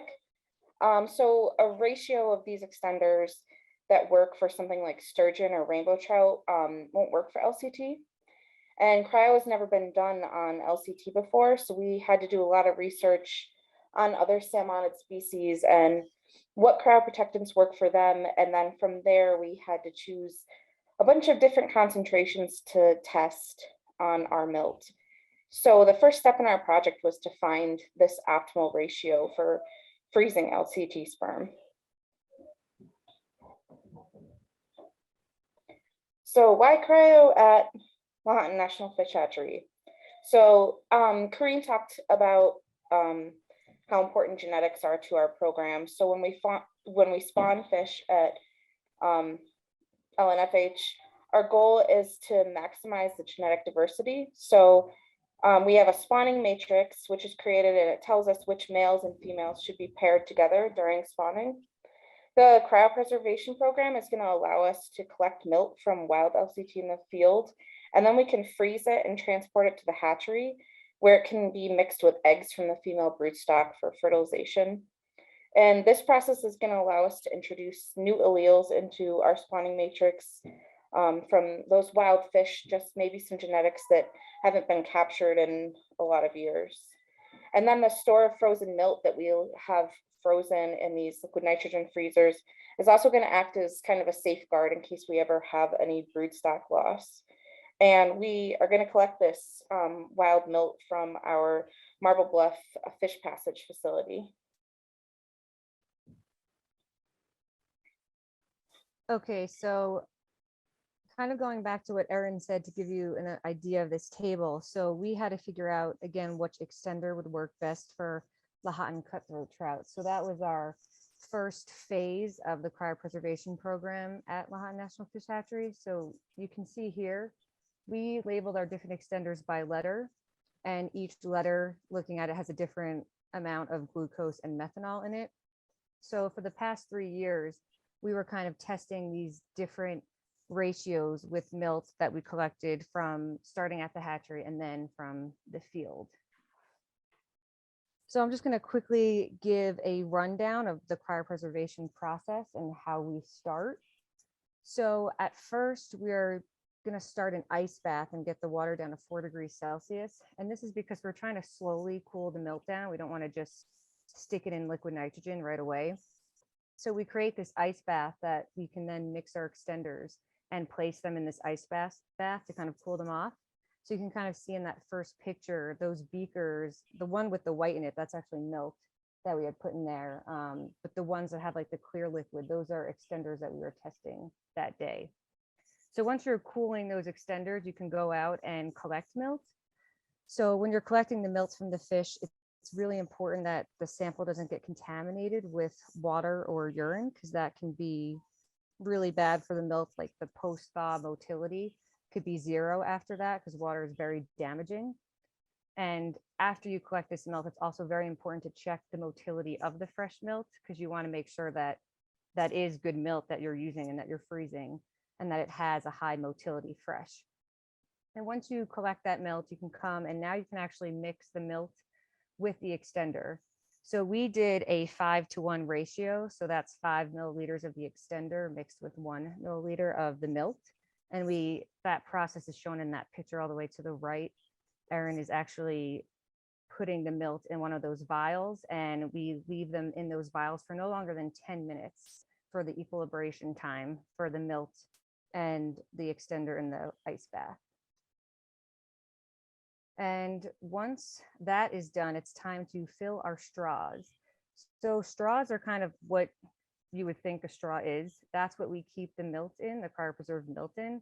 The straw has like one end is kind of capped with this foam, and we use a syringe, which that first picture is what the biologist is holding in their hand, and you kind of suck the milt up through to the straw, and then you use a sealing powder to kind of cap the other side.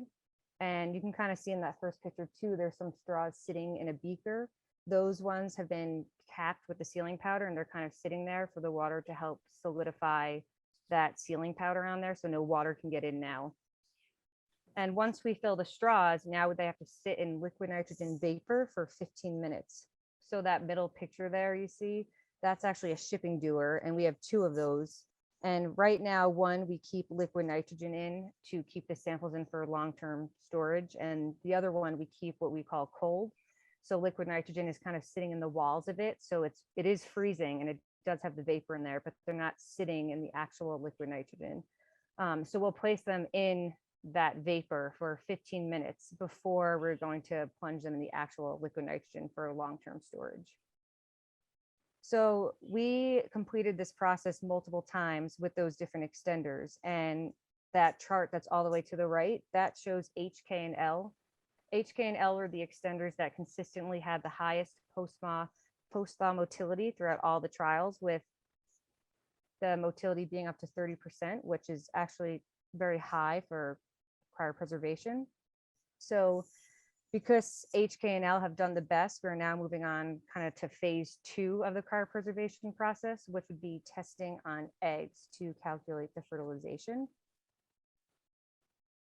So again, we're gonna now this year, we plan on collecting milt from the field. So at our Marble Bluff Fish Facility, we're gonna try to collect as much milt that we can so we can test HK and L again, but use it to fertilize eggs and determine the Aya. And of course, while we're collecting this milt, we're always going to try to collect high quality milt, so we know that we're increasing our chances of the higher post-thaw motility. And for this cryopreservation program to be successful and continue, it would be basically now being able to use wild genetics that we collect milt from in the field during our spawning season and add them to the spawning matrix, helping to increase our genetic diversity. So we are really excited that this year we do start to our next phase 2 of starting to fertilize eggs and seeing what our IF is. And that was pretty much a quick overview of the cryopreservation program at Lahontan.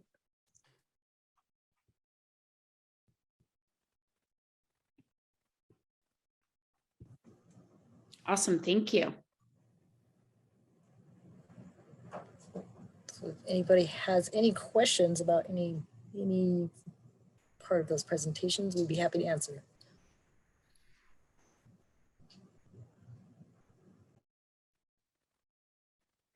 I guess one question that I've had before, and I know you've answered it, but I think it'd be good to hear again, is how is your hatchery, a conservation hatchery, maybe different from other hatcheries that other trout in the classroom programs might be, or a classroom aquarium education programs be getting their eggs from?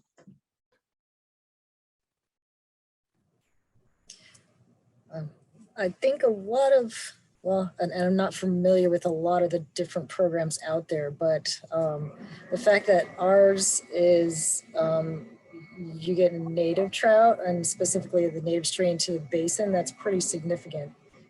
And, you know, and also you guys kind of get to share in our legacy, if you will, of, you know, we're doing all this science and getting this fish recovered, and you guys actually get to be a part of that process and learning about it, and, you know, teaching the kids about the native trout in the classroom and putting them back in their historic habitat.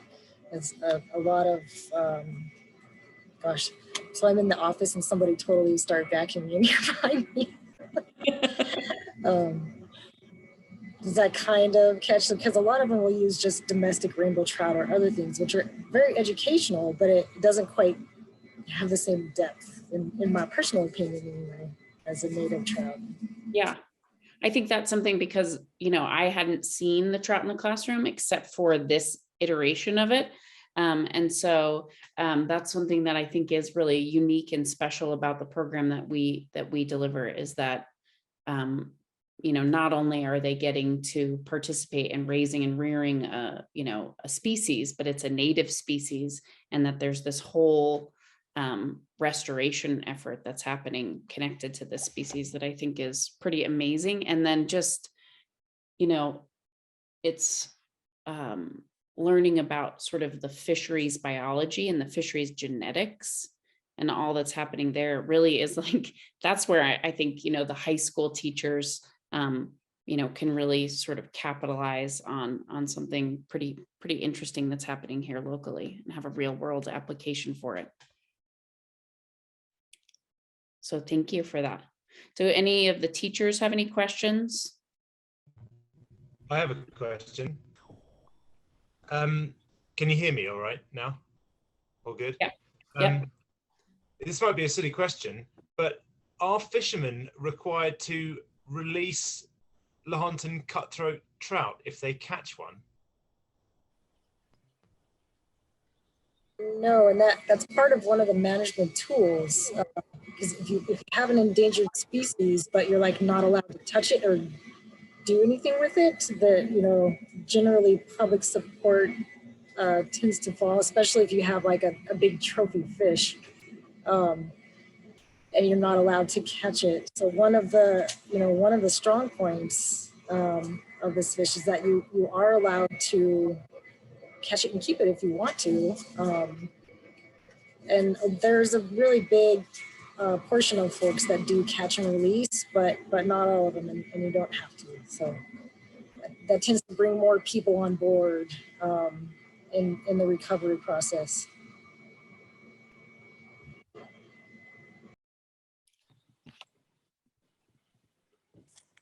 I had a question. So I don't know if you can hear or see me. So I'm a high school teacher. I actually have, I used to work for the Department of Wildlife in Nevada a long time ago in another lifetime, but I think I have quite a few students who'd be interested in talking to you, maybe through a Zoom. And so I don't know if you do that, but I think they'd have a few questions for you. I have a whole bunch of fisher people and biologists and AP environmental scientists that would be really cool in like, not only this program, of course, but also like career pathways. So I don't know if you're ever available for that. I can absolutely be available. And I know Ashley has my email, or I can put it in the chat. And we do lots of kinds of outreach also, but we could certainly set something like that up. Awesome. Thank you. Yeah, I think that it's such an awesome, you know, just for kids to get to see like, this is what you could actually do. It's really neat. Any other questions from teachers before we say thank you and goodbye to our presenters?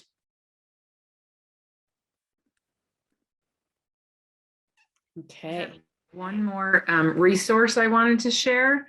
I'm going to put all of the resources in the chat so that you can grab this whole, if you just like copy, drag, grab all that.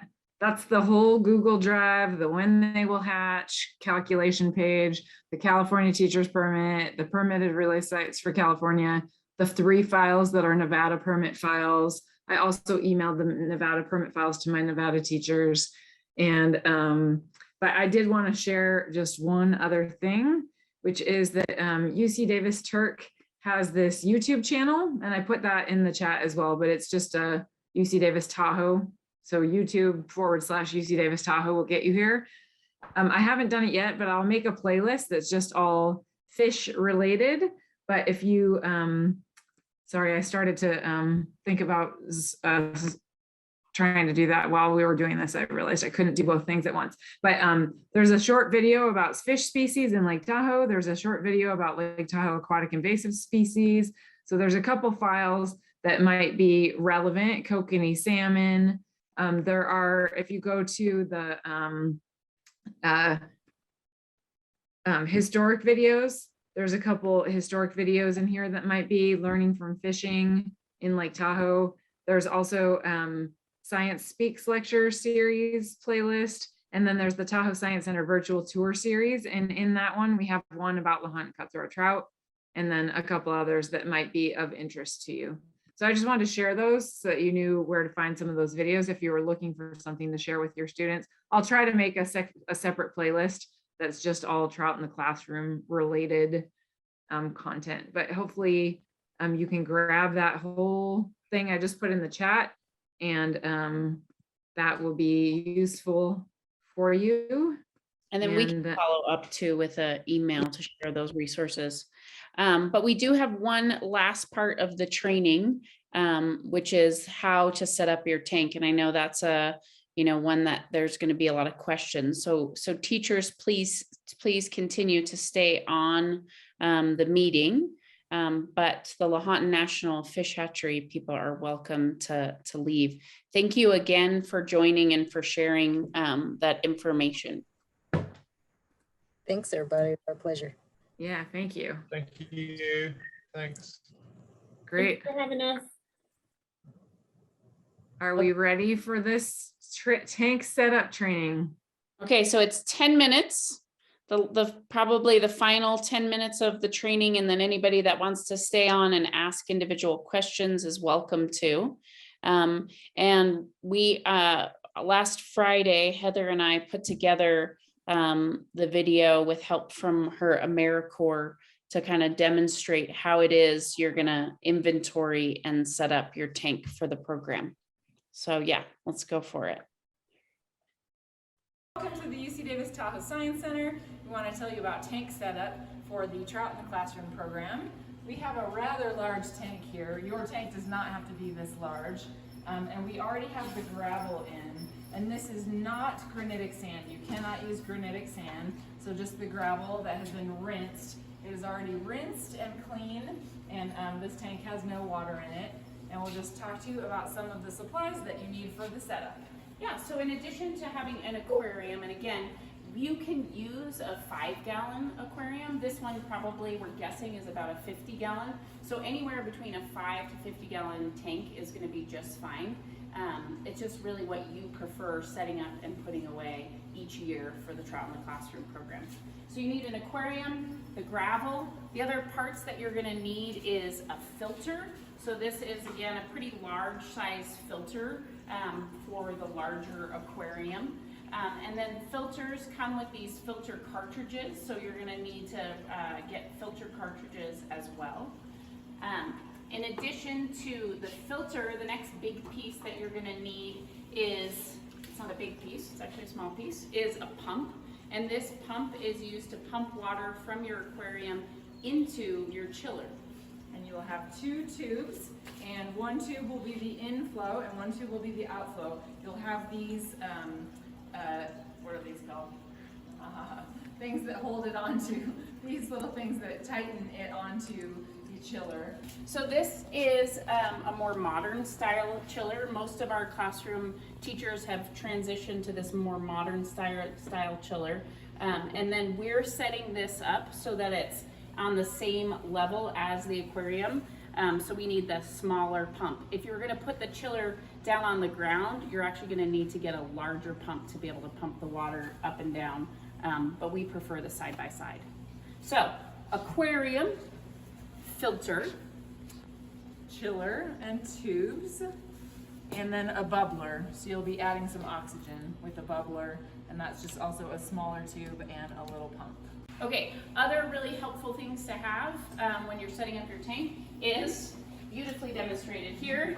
You're having a 5-gallon bucket, as well as some beach towels and rags is going to be key to helping set up your tank. So make sure you have those as well. So that's it for the what you need for the program.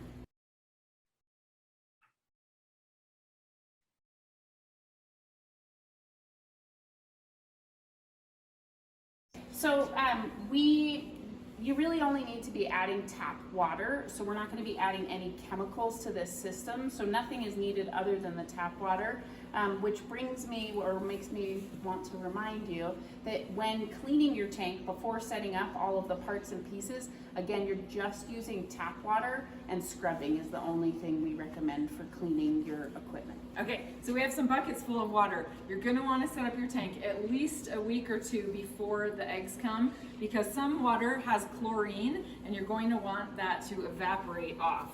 And so you'll just get cold water and go ahead and fill up your tank.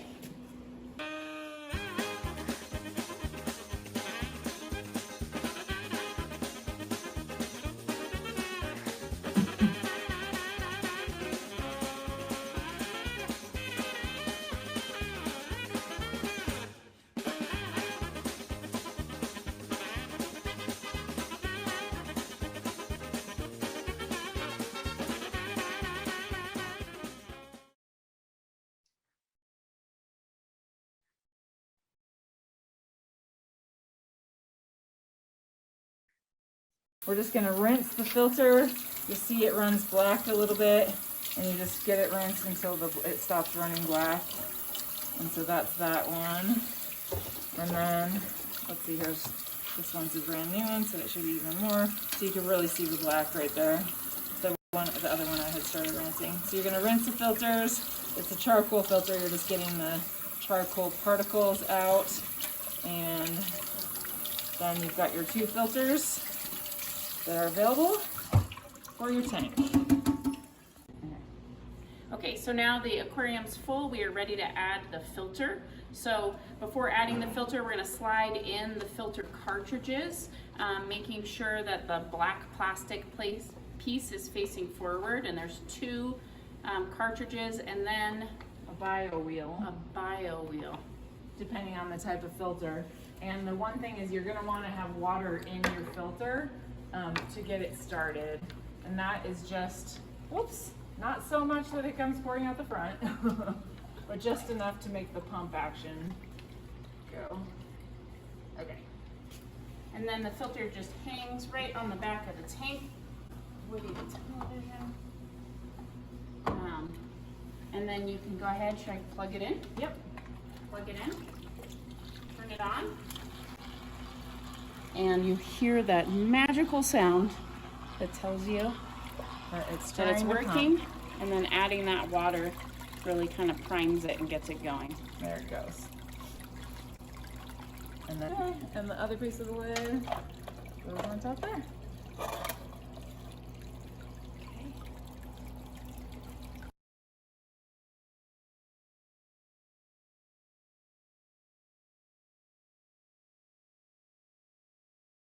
Okay, so we have our chiller, and if you have your chiller from last year, hopefully you emptied it out before you put it away. But so you'll unscrew these, and you have 2 O-rings. Make sure you do not lose those O-rings; those are very important. And of course, dump it out. I also recommend cleaning the filter. So opening this up and pulling out this filter, and it's just a little air filter. You can rinse it out, and you can rinse it, dry it, and then I also recommend just doing a quick vacuum of your chiller, front and back. And so once you've got it all clean, empty, now we're ready to set it up. And so putting it back together, you got your screen back in, you've got this nice and clean, and you just reconnect, snap, snap, 2 little buttons for this one, oops, snap, and then we're going to put our clamps on, or our O-rings back in. We've got our in and our out, and they are labeled in and out right there. And you get these connected on nice and tight. Make sure you've got your O-rings in there. You're going to use your 2 hoses and your hose clamps. And those hose clamps are going to make sure that your water doesn't come spraying out. Okay, so your out will generally have a diffuser, and so you'll go ahead and put that one on your outside. And again, you have your hose clamp, and we'll tighten that down. And then your in will have just the plain tube. Again, hose clamp, we'll tighten that down, and the pump. And so we'll connect this side to the pump, and this is gonna go into the aquarium water itself. And so we'll tighten these up, and we'll get ready to install it. Okay, so we placed the chiller next to the aquarium. We're ready to put the pump into the aquarium. This might be the part that makes you nervous, to put a corded piece into the pump, but it is designed to do that. So I'm just gonna go ahead and set it in and suction it to the back. And that is what's gonna pull the water from the tank. Will come through here into the chiller, chill it, and then put it back into the aquarium.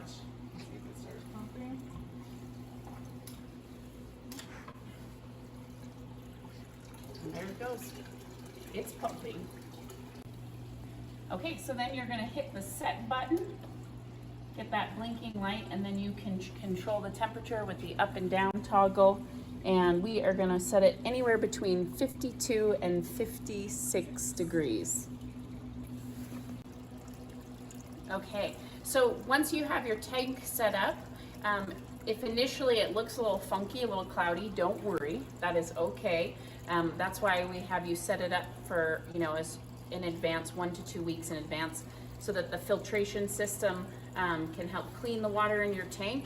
And then we're also gonna leave the cover off during that initial setup period, again, to let any chlorine that's in your tap water be able to evaporate and leave the tank.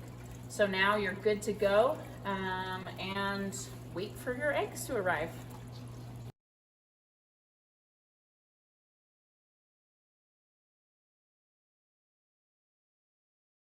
All right. So you may have noticed the word hose clamp was the word I couldn't think of at that moment, but that's the thing. And you just use a screwdriver to tighten that down. One other thing I realized that we probably should have mentioned is that you need to make sure that the entire pump that's pumping to your chiller is down in the water low enough. If it's part out of the water, part in the water, it'll be sucking in air. It's obviously not going to suck in the water, and that won't work. And same thing with the filter. There's like an extender on the filter. You need to make sure that the water is above the slots of the intake of the filter. And so if you don't fill the tank all the way up to the top, which you don't have to, as long as your filter intake goes down deep enough into the water. Those were the couple things that I realized kind of after the fact that we should have included in the video. And, sorry. Yeah, I'll jump in and just say that video, that fascinating video that Heather and I put together, you can watch at your leisure at any time. But I know, like, if I were setting up my tank, I would be playing the video, stopping and starting again, to make sure I was doing it all right. Or, there's a lot of tank parts. If you're not somebody who's set up an aquarium, you definitely will probably want to watch it a few times. So we're sharing the slideshow that has it linked in, and then we can also share the raw video file so you can keep looking at it. Your setup is not going to look exactly the same. So your aquarium can be a different size. The rock you choose can be different. I know I get to see the full gamut. So there's some teachers that really like to use colorful gravel for the bottom of their tank. There's some teachers that choose more natural colors. I personally always liked using a dark color so that when the eggs come in and they're pink, they really contrast and make it easy to see them.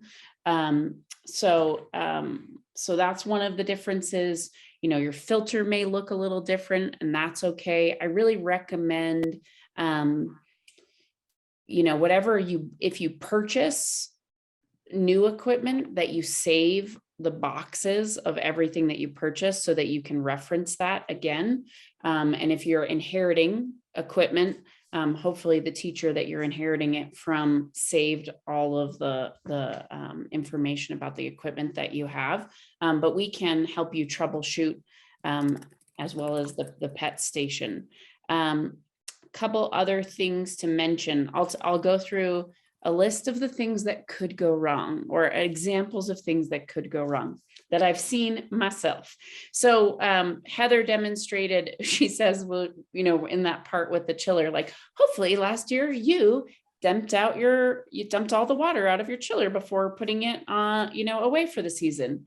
I've definitely been there at the moment where you get your tank all set up and it's beautiful, and you turn on the chiller and the old water from the year or 2 year or 3 years ago gets shot out, and it's disgusting. So that's happened the day before egg delivery. Before we had to dump it and restart, and it worked out fine, so don't worry.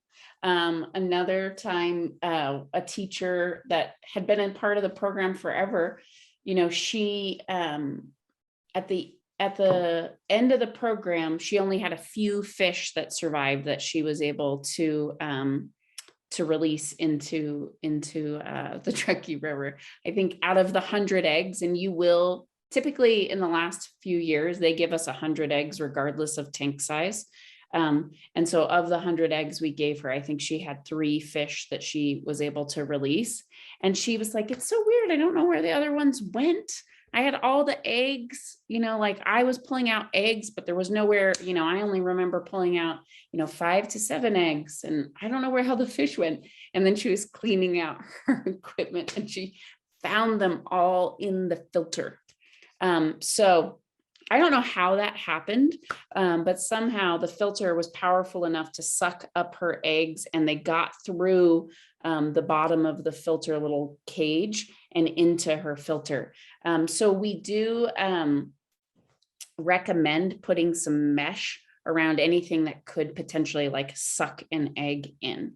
Trying to think of other fun horror stories. Chillers have broken right before the program. That has happened, and panic ensued. But what we advised and what we figured out was just having Ziploc bags full of ice and just putting those on the top of the tank, and that was able to keep the water cold until we were able to get another chiller. So that was another thing. And I added this, I didn't do a very good job using English, but Turk, we are raising Lahontan cutthroat trout eggs. So I need to fill out a California permit. Don't let me forget, Ashley, by August or April 7th. But we raise them in both our California and Nevada sites so that we can be backup in case any of your tanks go bad and you lose all of your eggs. We can bring you hopefully the ones that you will need for your release day. Yeah. And typically, I mean, you can have equipment failure. Sorry. Oh, I was gonna share that one year, my chiller, the hose got crimped and it fried all my eggs. So it fried over the weekend, and the water was like boiling hot. So just be careful your hoses are not crimped. Make sure you tighten those hose clamps so that the water doesn't come spraying out of the chiller, because that can happen too, where the hose might not be on tight enough and it's pumping, so water's moving, and so it can slowly like work its way off of the thing and then spray water all over the place. And that obviously is not working as far as the chiller action when that's happening. Yeah. So you can we've had eggs die. We've also had the fish die off, all of them, not in our site, but at other sites, because people feed them too much. And so then there's too much peeing and pooing and rotting fish or rotting food in the tank. And when the ammonia levels go up, then the fish all go belly up. So that can happen. That's why Ashley made it pretty clear to don't overfeed them. Better to underfeed than to overfeed. Yeah. I was going to say that you can have equipment failure that leads to potential loss of fish. You can have water chemistry issues that can lead to potential loss of fish. But the other thing that can happen that you really have no control over, and this has happened before, is we will get a mixture of different kinds of egg crosses. Like the genetics that is happening at the fish hatchery is well beyond my ability to comprehend. And so we've had years where there are certain genetic crosses that have just been unsuccessful. And so they'll give us the eggs. We don't necessarily, when we go and deliver to the 20 plus teachers that we deliver, everybody's getting different crosses, but then we've been able to see that some tanks, like those crosses, just didn't work. And then the hatchery experienced the same thing at their facility. So there are, ways that things can go wrong. And so I do think it's important to prepare your students for the fact that, yes, we're hoping that we're super successful. But, that's not a guarantee. You're going to do your very best, but it's not guaranteed that you're going to be successful. And Heather, I don't know if you have this number in your mind, but in the wild, what's the % success rate that eggs, I forget. It was like it's small. Low. It was really low. Yeah. I want to say, I can clarify, but it was like 6% in nature or less survive in a, if you looked at just one red or one, hatch of eggs, if there were 100, then they would only expect, 6 or less to survive. So what we're doing in a tank is trying to model nature, and, humans interfering with nature doesn't always work out. I have a quick question. Yes. Maggie Bacchius suggested a filter that you put on the bottom of the tank that absorbs the excrement. Have you heard of that? It's a different type of filter. They're not easy to find necessarily. So if that happens to be what you have, you can use that. Make sure you've got enough gravel. Those are not the standard ones anymore, just because they're so hard to clean, that filter. Like if you actually were keeping fish in there, so that it's not the standard filter. Okay. Yeah. But yeah, you shouldn't have a lot of buildup because you're not feeding a lot. And in fact, if the fish food that you put in the top, it's really just like a powder. It's a very fine grain fish chow. If that is making its way all the way to the bottom, then you're feeding too much. Like it should just be floating on the top and they're eating it and you don't see any that's coming down to the bottom anyway. Maybe they don't get it from the top, they get it as it starts to come down, but it shouldn't be food hitting the bottom. Any other questions? I put the link to the Google Drive into the chat. All the files are there. I'm loading the video of the tank. We will load this video up once Zoom saves it and sends it to me. I'll download it and put it there. Just make sure you don't accidentally delete any of the files because they're there for everyone, but we're making it open access so that everyone can download them. Just don't delete them. Mm-hmm. Yeah, I'm trying to think of anything else specific to the tank and tank maintenance that we should share. Just make sure you get those dead ones when you see them. There's usually at least like between 1 and 10 that do die right away. You'll see them, they're white, grab them. Just have a turkey baster, or if you have to use a spoon and stir them up, they're light because they're dead, so they're not heavy. So you can almost like just use a spoon and they'll float, and then grab them with like your little fish net. However you need to get them, just get them out. You don't want them in there rotting. Okay, so next steps are, I'm putting the egg delivery date again in the chat, which I think, Amalia, is what you were asking.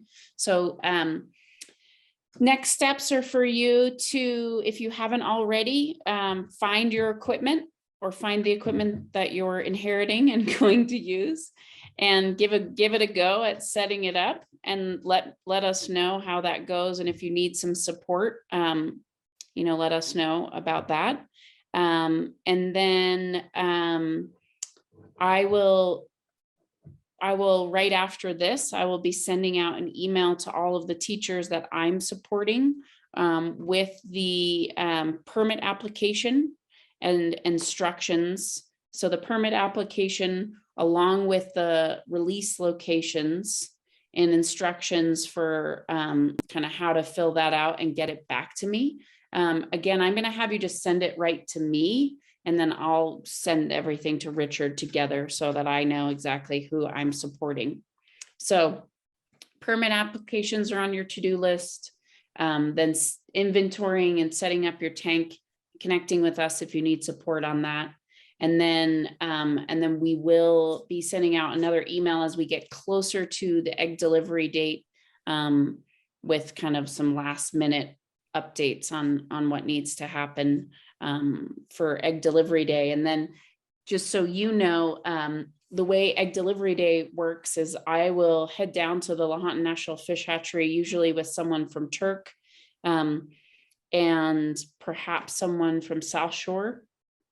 And we go down as early as they will allow us to arrive in the morning, which is, I think about like 8 o'clock, we're allowed to get there. And then we help them count out the eggs and put them in coolers and get ready to transport them. And then, unfortunately, I can't tell you exactly when I'm going to be arriving in your classroom. It's very much a how the day flows sort of thing. But typically I come back up along the east shore, stop an incline, Turk splits off from us.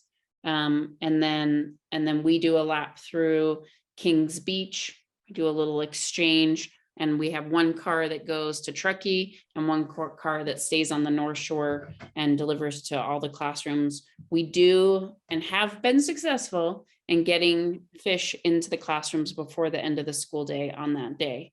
But when that happens, exactly in the day is tough for me to negotiate.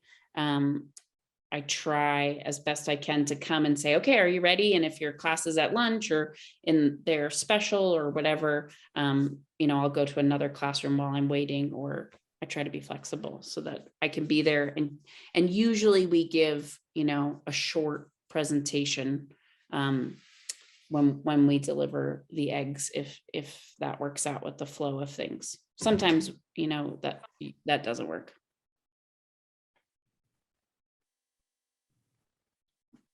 Okay.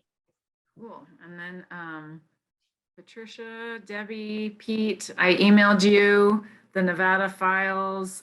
We can just communicate via email if we're gonna, because that $15, whatever, I can just write a check for all of us, and then we can deal with the money after.